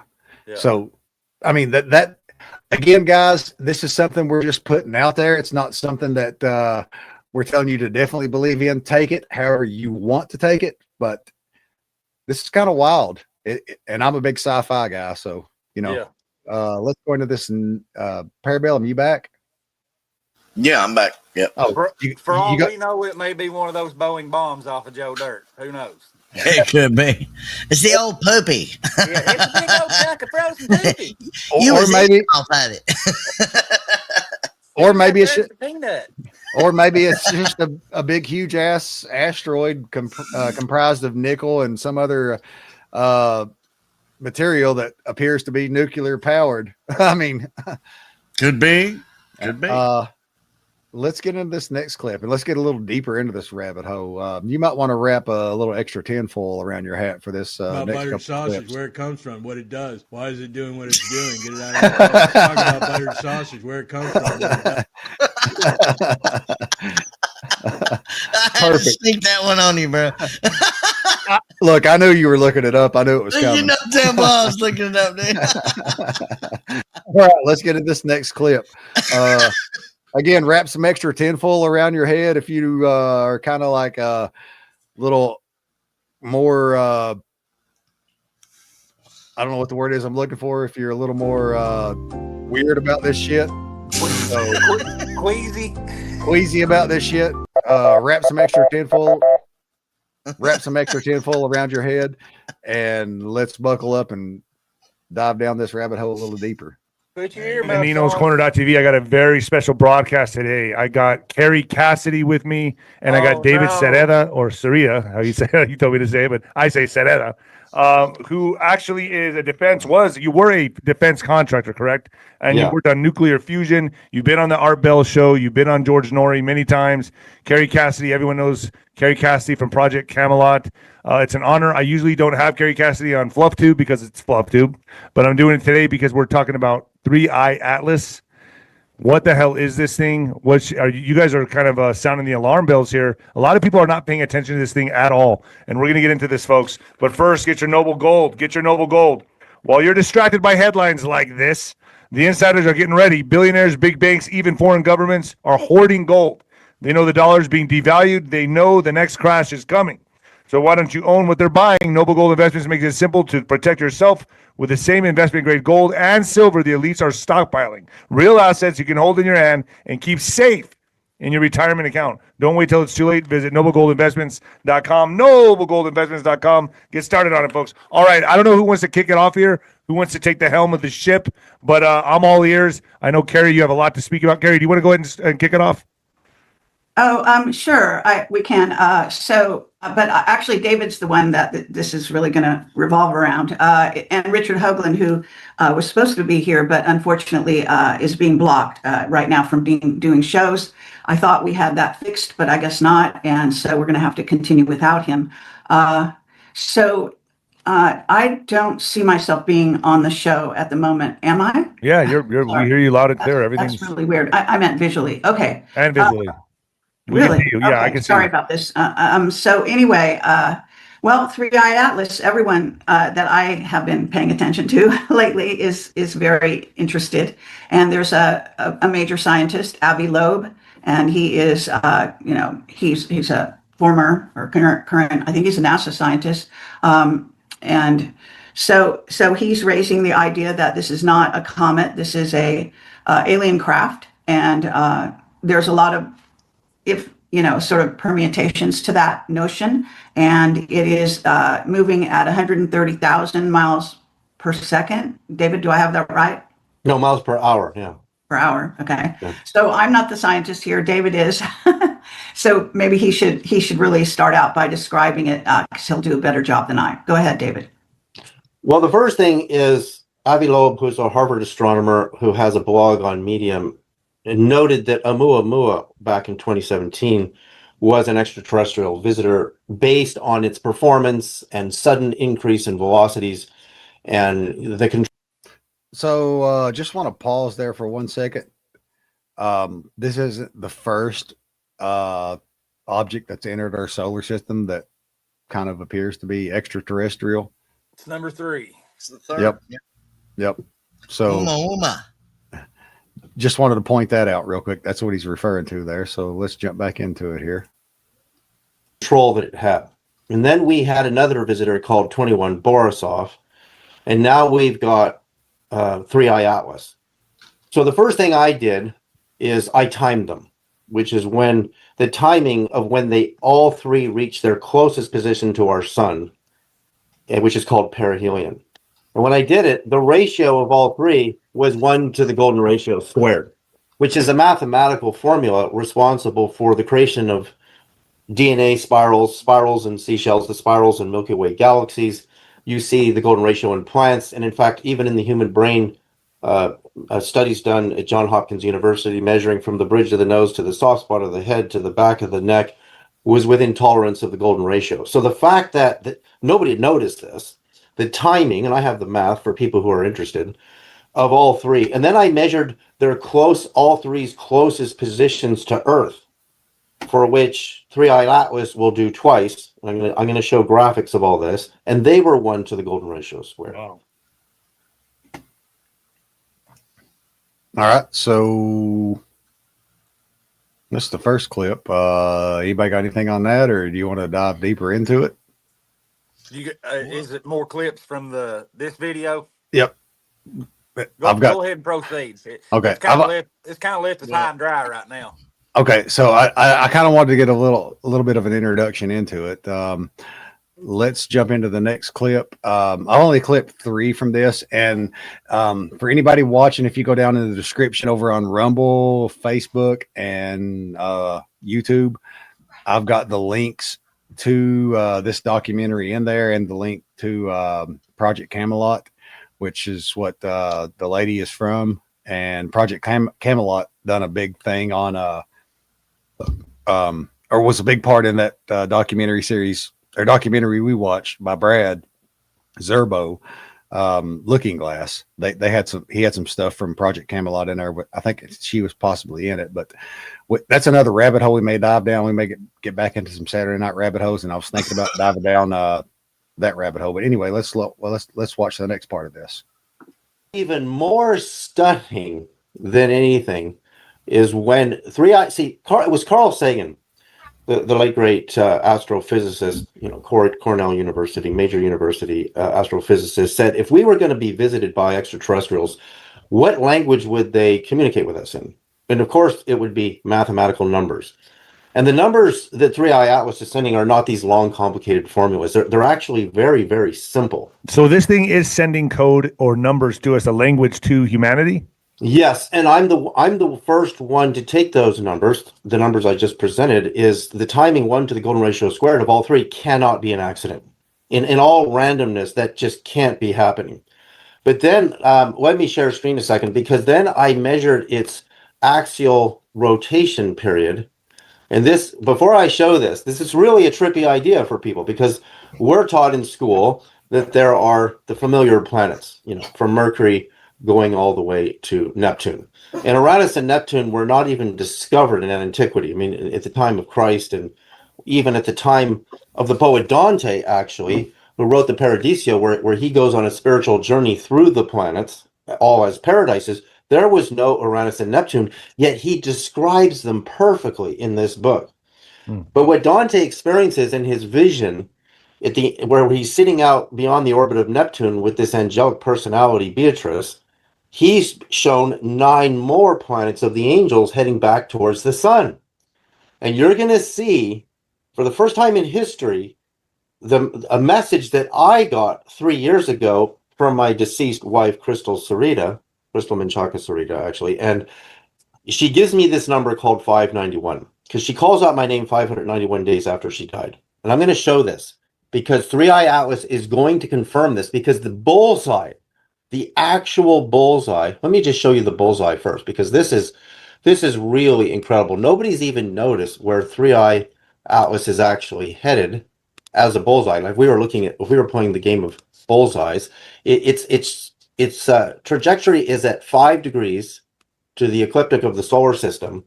And you can see this is from the Sky Live, this model, but I've added this hypothetical orbit in turquoise blue, which is just inside the orbit of Mars, which would take this hypothetical planet 591 days to go around the sun.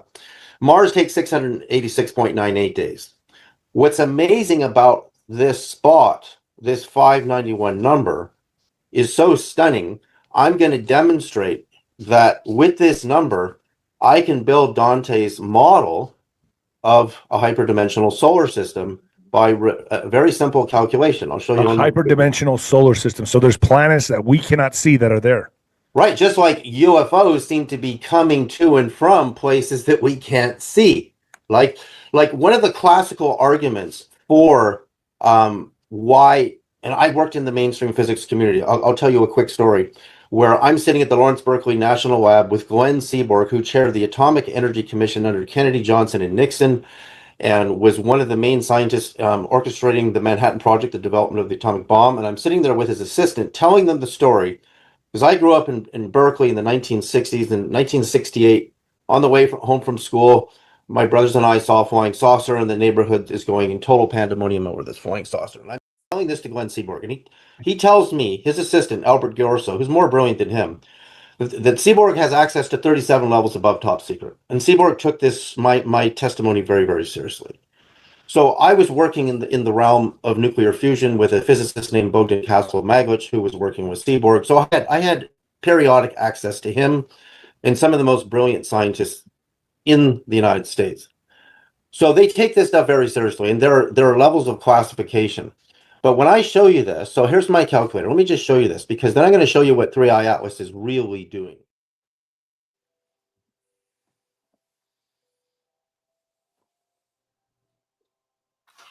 You're muted, brother. Oh, there I go. So now we're getting ready to get in some crazy shit with what 3i Atlas is really doing. Yeah. Did you have something, Big Country? No, Parabellum's getting ready to fall asleep. Oh. Well, what I did want to let you know is that with 3i Atlas, like if you're worried about government shutdown as far as 3i Atlas, there was some speculation that 3i Atlas research would be affected by the government shutdown. But it turns out they are not furloughed, and they can continue their research into 3i Atlas as the government shuts down. Imagine that. Didn't know if you guys know that. What facilities are open to continue that research, I wonder, Parabellum? You know what? I just had that pulled up. My goodness. About, I think 80% of NASA is shut down actually through the furloughed process. So anything that is considered what they call furloughed, which is not critical research important, there's going to be a lot of things that we're talking about, and the stuff that we're bringing up is absolutely able to continue research. So basically, this 3i Atlas is considered critical and important. Is that what you're absolutely, saying? man. You've only had 3 show up in our realm. I would consider that to be absolutely important to be able to study, because this has only happened 3 times. 2017, 2019, 2025, 1, 2, and 3i Atlas. That's historical, man. I mean, yeah, you have to continue that research, and I'm pretty sure President Trump administration ensured that this research continued. Yep. We're getting ready to get into some of possibly why that this is critical and important in this next clip. But have you got something before we jump into this next clip? Like Big Country was asking you. Oh, never mind.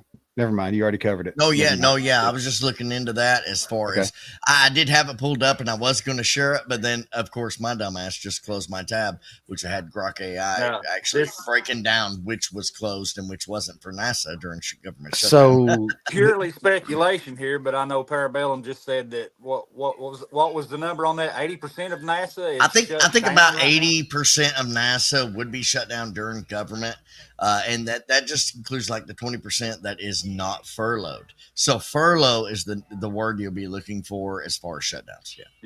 I'm wondering if that may be a shutdown of convenience as far as this topic is concerned. Oh yeah, could be. I mean, you definitely have that argument. Is it shut down at this time, and is it in collusion with Red October? I mean, there are connections that you can make there. Absolutely. With ulterior motives. I mean, you can have more than just one objective, and this could be included. I guess what I'm saying is this shutdown with this thing passing through and 80% of NASA being closed up right now, it's going to black out a whole lot of coverage that you would get of this thing had there not been a shutdown going on at this time. Absolutely. I get where you're at with that. And that makes 100% sense, Yeah, it does. It does, dude. I mean, so the timing is pretty crucial. I believe. I have to agree with you on that, Big Country. But who's again, got the information? Control is power, right? So, like what Big Country was getting at there, like with the shutdown of information on this, here's the thing you got to think about. And I think they later on in this video that we are watching here, they talk about this is it's going to do what it's going to do. It doesn't matter what we do here on Earth. This thing is going to do whatever it's going to do. And whether that be expose itself to, being an extraterrestrial ship, or whether it be just a comet passing by, it's going to do what it's going to do. There's nothing we can do here to hide it in the end. Whatever it wants to do, it's going to do. Let me, if my computer will work with me, I do want to share this information. Okay. Oh, I gotta remove. 1 second, I'm gonna remove real quick, just to It's make just sure that that, we're giving out correct information. This government shutdown, it makes it real convenient to be able to say, sorry guys, we couldn't monitor what was going on with it because the facilities were closed. But here's the thing too. They also have, like, they've also already had, like, I think if I'm not mistaken, all the equipment on Mars, the rovers and stuff like that, and that are all pointed out at this thing because right now it's passing Mars. Yep. And well, the other day, or maybe it's still going by Mars, but when it started passing Mars, again, I was talking about religious holidays. Yom Kippur, is that what it's called? Yep. Yep. It passed Mars on that date, the October 1st and October 2nd. And all of NASA's equipment that was on Mars was pointed at this thing, recording and taking data. And then if I'm not mistaken, they've also set up a mission, like they talk about this later on in this documentary. They've also set up a mission to, as it comes back, through our, around toward, what is it, Jupiter or Saturn? Which planet was it, big country? That's actually Mars too, but it will already be by it for the mission. Well, they were going to intercept. If I'm saying the right thing here, the mission that I was telling you about is scheduled for first of the year 2026. Mm-hmm. Of course, it'll already be away from Earth and away from Mars, but this thing is going to be in our solar system until 2028. Yeah. So as it's going back toward out, like passes Earth and goes back out of our solar system, and Jupiter or Mars one, I think, or Jupiter or Saturn one is going to come back into its orbit again. So that the mission is to launch. They've trying to do is launch this to where they can go back out and capture this thing as it passes by the planet and get close up pictures of it. Yeah. That's actually going to be right here just in the next little bit. And if I'm quoting it correctly, what I've seen on Newsmax, Elon already has tech on Mars that can take pictures of this thing as it passes by, which would have been today. Here's that's awesome. That's awesome too, because I think we had talked about this the other day and I couldn't think of it, but it just hit me with Elon and like his slogan that he had on his shirts and on his hats and all that stuff was Occupy Mars was the slogan. Yeah. And Elon's had this big push for Mars. And actually, if I didn't say it just a second ago, the mission that I was talking about that is supposed to take place in 2026 is it's being put on by SpaceX. Wow. So there you go. What you got there, Parabellum? I wanted to make sure to be able to correct this a little bit in real time. I said that it may have no effect. I want to make sure that it absolutely does have some effect, but we're a little bit right and wrong. I want to correct this. So here you go. If you look at the screen, NASA, how the government shutdown affects NASA and 3i Atlas observations. This is expert Grok AI. Can I make this big? Yeah, go ahead. Okay. So NASA's shutdown impact to 3i Atlas. Okay. Due to the funding lapse, NASA has furloughed. There's the key word that we were talking about. Furloughed most of its 18,000 plus employees and halted non-essential operations. But don't get worried here. Here we go. Including public website updates and data releases. A message on NASA's site reads, due to the lapse in federal government funding, NASA is not updating this website. Okay. This directly affects the 3i Atlas page, meaning no images or data from Mars probes are being shared publicly in real time. Okay. So what are we saying here? We're saying, basically we said it's not going to stop the research and the development of 3i Atlas, but it's going to stop the dissemination. Right. It will stop the dissemination or delay of information to the public. Yep. Absolutely. So you got here down the scientific consequences. Let's see. This is seen as a lost opportunity for real-time science, though private entities like SpaceX could potentially fill those gaps. So we do have a little bit of stuff going on there, guys. So SpaceX could potentially fill those gaps, and they could do their research and be able to keep the public up to date real time. But through the government, NASA, however, is going to stop funding through their furloughs. Kind of makes me think of the emergency alert system again. There you go. Well, what do you see with Elon Musk and NASA? I mean, you see internet across the world. You see, he's filling a lot of gaps, quite consistent. What do you see with Elon and Q? I mean, like, there's a lot of speculation that Elon's part of Q team. Mm-hmm. This whole Occupy Mars and like what you're talking about there, and the emergency alert system. This thing comes into Earth's close range, and maybe something happens, and the emergency alert system gets activated. I don't know. I'm just like throwing shit out there. But anyway, you guys want to get this last clip of it, and then we'll close this rabbit hole out? Sure. All right, let's go. This is going to get deeper right here. You're going to see some connections. This is wild.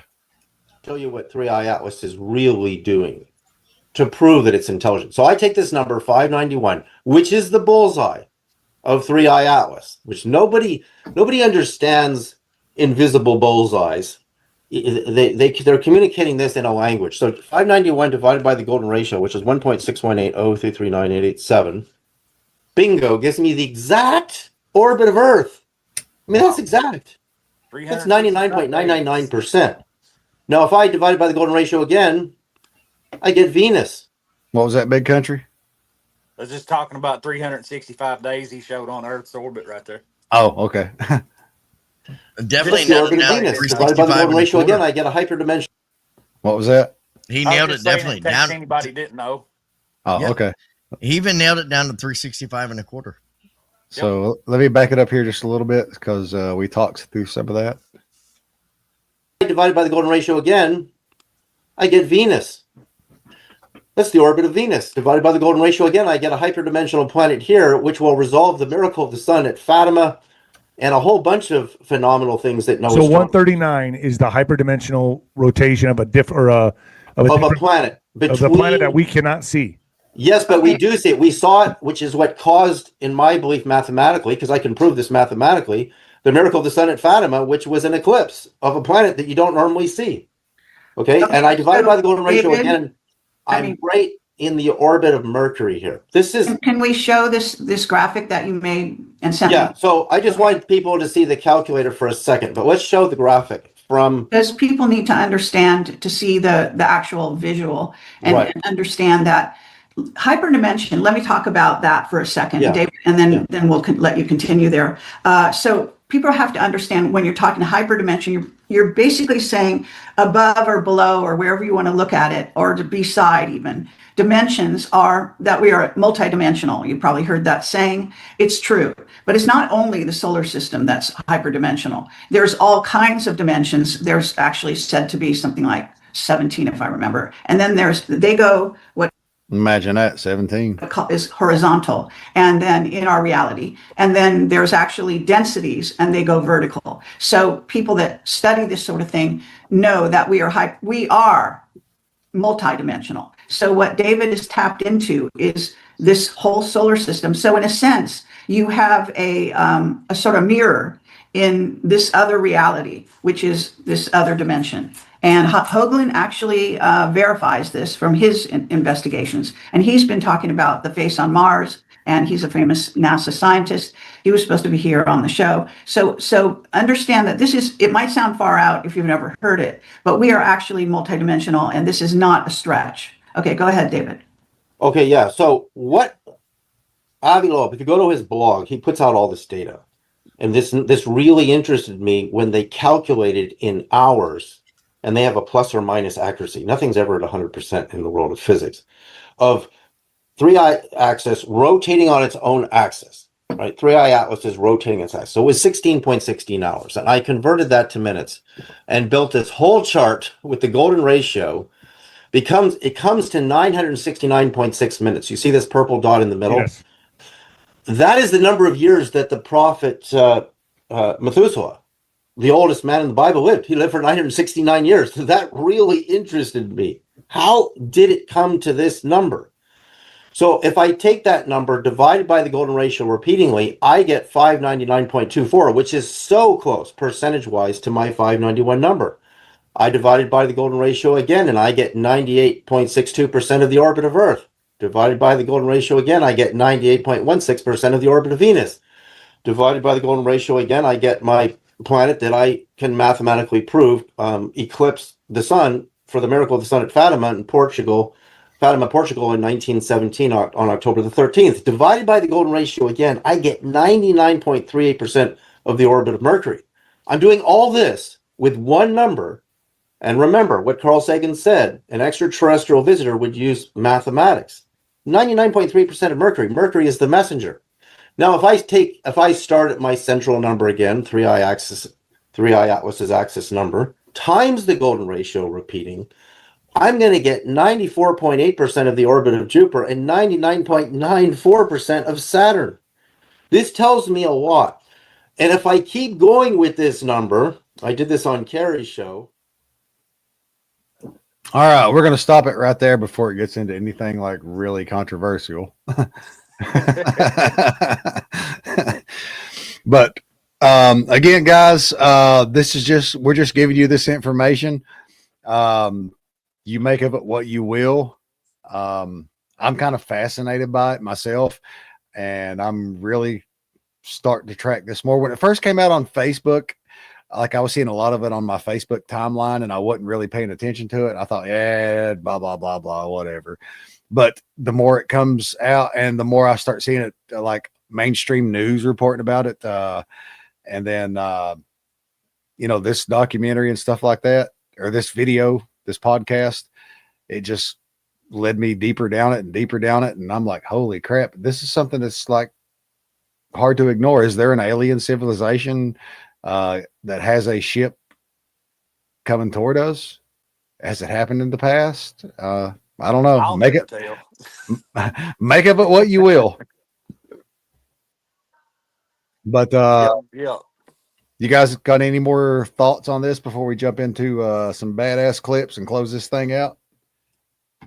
I just want to say that when he was getting on the multiplication side of things instead of the division side, he was getting ready to hit a real significant number that come real close to 3,600. Yeah, that's why I stopped.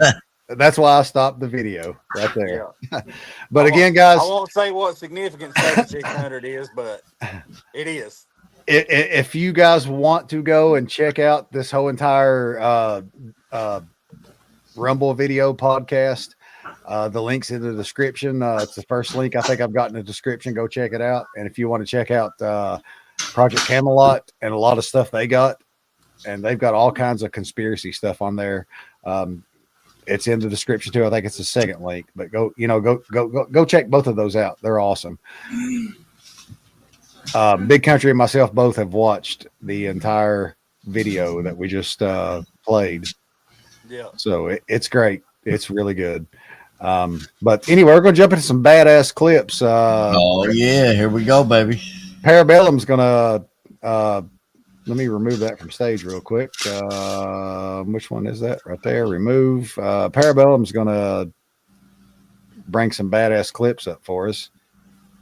Yeah. And we're going to close this thing out. And we may close this out with Red October before we end it all. Man, we got a couple badass clips.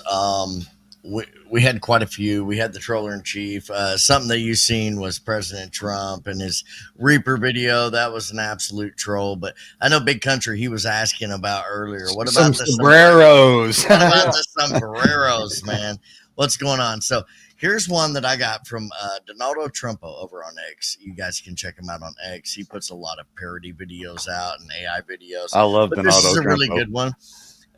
This one here, we're going to go ahead and play. This is a guy that shows up in a sombrero, and he's doing a badass Schumer siesta.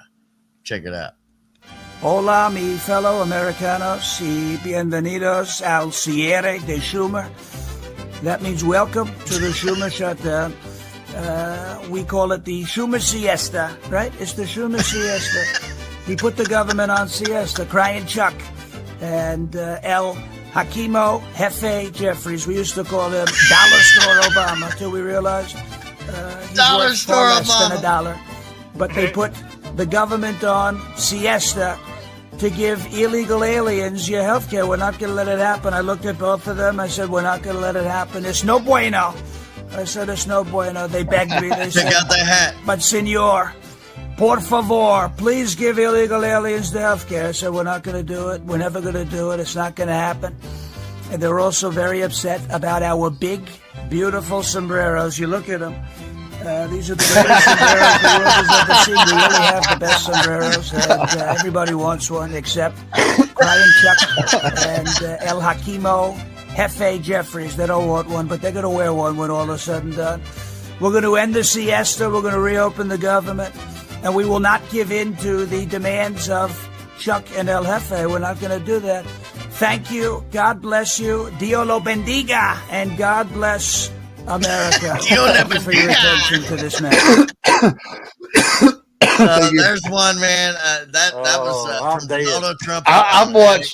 I've watched a lot of videos from that guy. He does an amazing Donald Trump impersonation. He does a great Donald. He actually he brought up a video and where he played. He's like, hey, I did this one a few months ago. Check this one out. So go ahead and check that out. You guys will be able to find that. Here we go. We were talking about Dollar Store Obama. Okay, so here's another badass clip that I found with more sombreros than the mariachi band. Let's check it out. I'm not even Mexican. I don't know why President Trump keeps saying that shit. He needs to say it to my face, Holmes. And while we're at it, I'm getting really tired of all that Dollar Store Obama shit. It's getting old, homie. My name is not Dollar Store Obama. Okay, pendejo?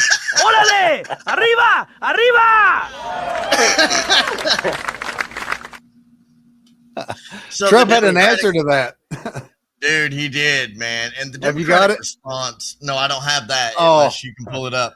All right, let me look. Go ahead and You know what really baffles me is the Democratic response to these fucking sombreros. Look, it's a joke, man.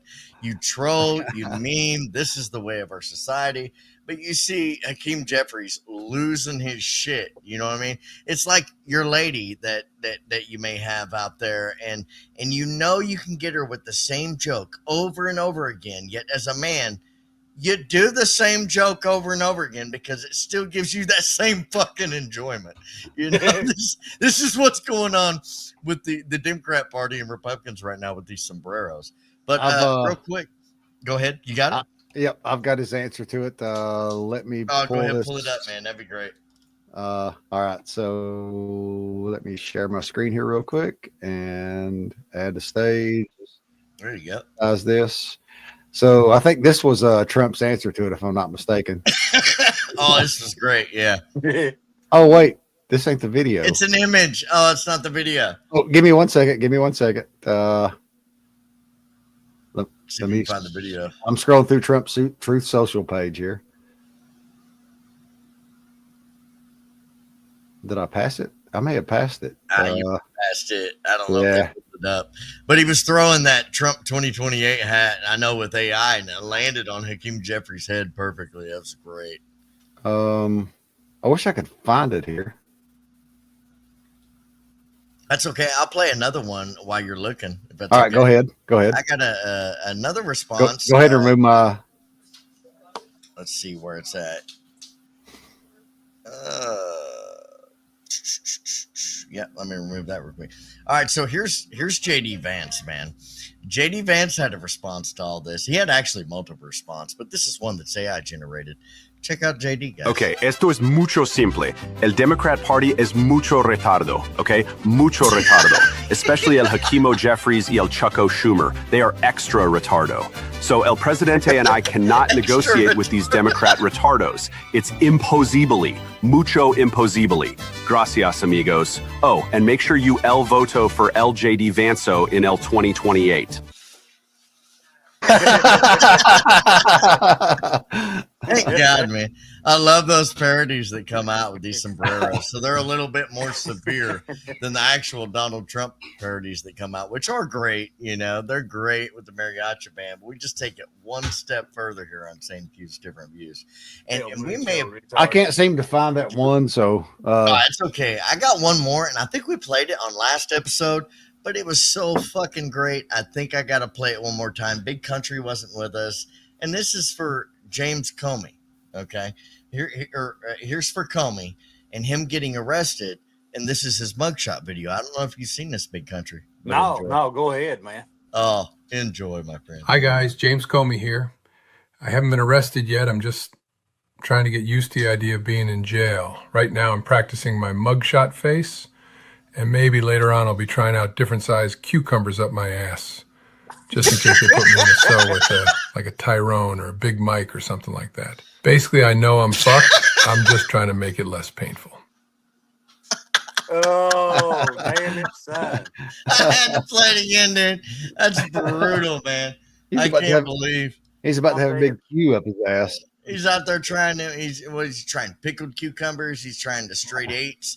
He's oh wait, he don't, dude? Look, he don't want my straight eights. I grow straight eights, and they're like fucking watermelons.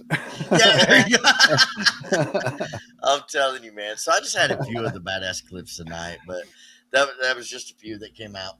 I love it. Oh God, I'm loving the sombrero outrage. So you see it. People are putting memes out. There's videos of every single Democratic Party member with a sombrero on them. Like just go through it, guys. It's absolutely hilarious. It is. It's awesome. I've seen a lot of them.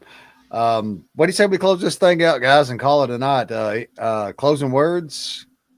I do actually have Parabellum closing words. If you don't care, this right, is the middle of Red October, and I do want to take just a quick moment to go over a little bit of what has the President Trump administration, the FBI, and DOJ done recently.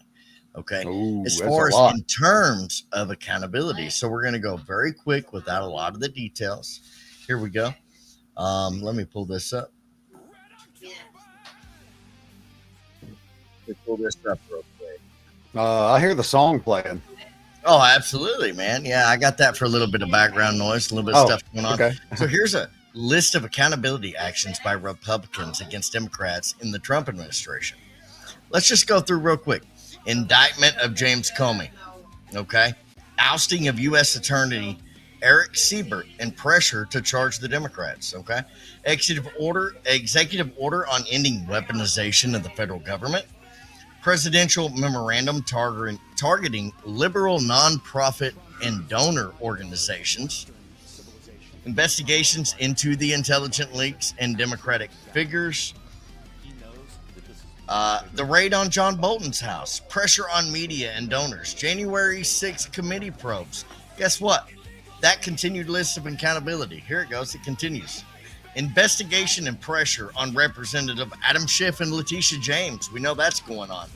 Purging of FBI and DOJ officials involved in prior investigations. Expanded immigration enforcement targeting Democratic-linked individuals. Probes into Democratic donors and nonprofits for funding. Political violence. Let's see. There's a little bit more I got for you guys. Investigation into George Soros and the Open Society Foundations. You've got the Hillary Clinton Foundation. That's going on. Okay. Hillary Clinton, the foundation. Probes into all the media outlets and social media for aligned journalists that are showing bias towards conservative media. Smith-Mutt Act. Yeah, Smith-Mutt Act. Expansion of RICO probes. Building on Soros and donor investigations calls for RICO applications against broader Democratic networks, including ties to internal figures. Let's see here. And that's pretty much what I got for you guys as far as the accountability goes. I mean, that's the beginning. And that's not even all of it. You got Russ Vought coming out. Everything that's going on with that. You've got Tulsi Gabbard, all the accountability that's going on with that. You've got everything that I just listed right there. Is the accountability phase happening? Man, it's happening. It's happening. Yes, you pretty much took the words out of my mouth. It's happening. It is. It's happening. Happening. Hold on. Why is it doing what it's doing? Get it out of my face. It's Talking buttered about sausage. Where it comes from. But you pretty much took the words out of my mouth with what I was going to say with my closing statement. But yeah, guys, like we have stressed this on the show over and over and over. Be patient. It's coming. Give it time. Yep. We're only just a few months we're only a few months into this presidency, and we've still got the rest of this year. And sorry about that. But we've got the rest of this year, and we've got the remaining 3 years of Trump. So be patient. It's coming. The accountability is coming. And it's here. Quit screaming. Nothing's happening. Shit's happening. Parabellum just gave you a big freaking rundown of what's happening. So, dude, for all the conservatives that out there are screaming, exactly. I'm with you on that. For all the conservatives, and let's happen right now, dude. It's happening. Let's not forget all the child trafficking stuff that's been uncovered and all the children that's been rescued. So absolutely, dude. My closing words, aside from that, is Red October. But my closing words, aside from that, are, as always, peace out. Where we go one, we go all. Tune in next Friday night for Same Cues, Different Views. And 8 o'clock, give us a thumbs up down there on the stream you're watching, whether it be YouTube, Rumble, Facebook, Instagram, or Twitch. But peace out, guys. Big country. Closing words. Keep looking for the truth, guys. It's out there. Don't forget tipsy waitresses. One question, X. I changed the outro video to our AI generated Red October video. Would you care to play that on the outro? Oh, you actually? Okay. Well, I was going to play it on the outro. Awesome. I got it up there for you, buddy. Well, I was going to play it on the outro and then play our actual outro after that. But that's great. Let's do it. Let's just do it. Let's just do it that way. Let's just end with that. Big country. You got to see the whole video, and anybody hasn't got to see the whole video that joined the show as it was going. This is a video that Parabellum had wrote the music to, and AI generated it, and AI generated the video images you see in the video. So peace out, guys. Check it out. Here we go.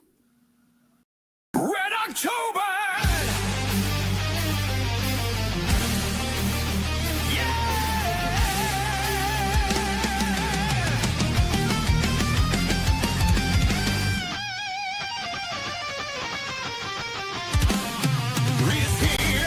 President Trump is our president, and the accountability phase is coming. Ice in the streets, illegals being deported. America is back. Yeah! Trump is the bodyguard of Western civilization. You want to talk about a fighter, a walking fire? He's an absolute savage. He knows that this is much bigger than him. It's about the American people. They have no idea what they have unleashed. Ice in the streets, illegals being deported. America is back. Yeah! Trump is here to drain the swamp. You don't like it, get the fuck on. We are tired of violence in the streets. The army's here. You're gonna regret taking Charlie's life. Red October.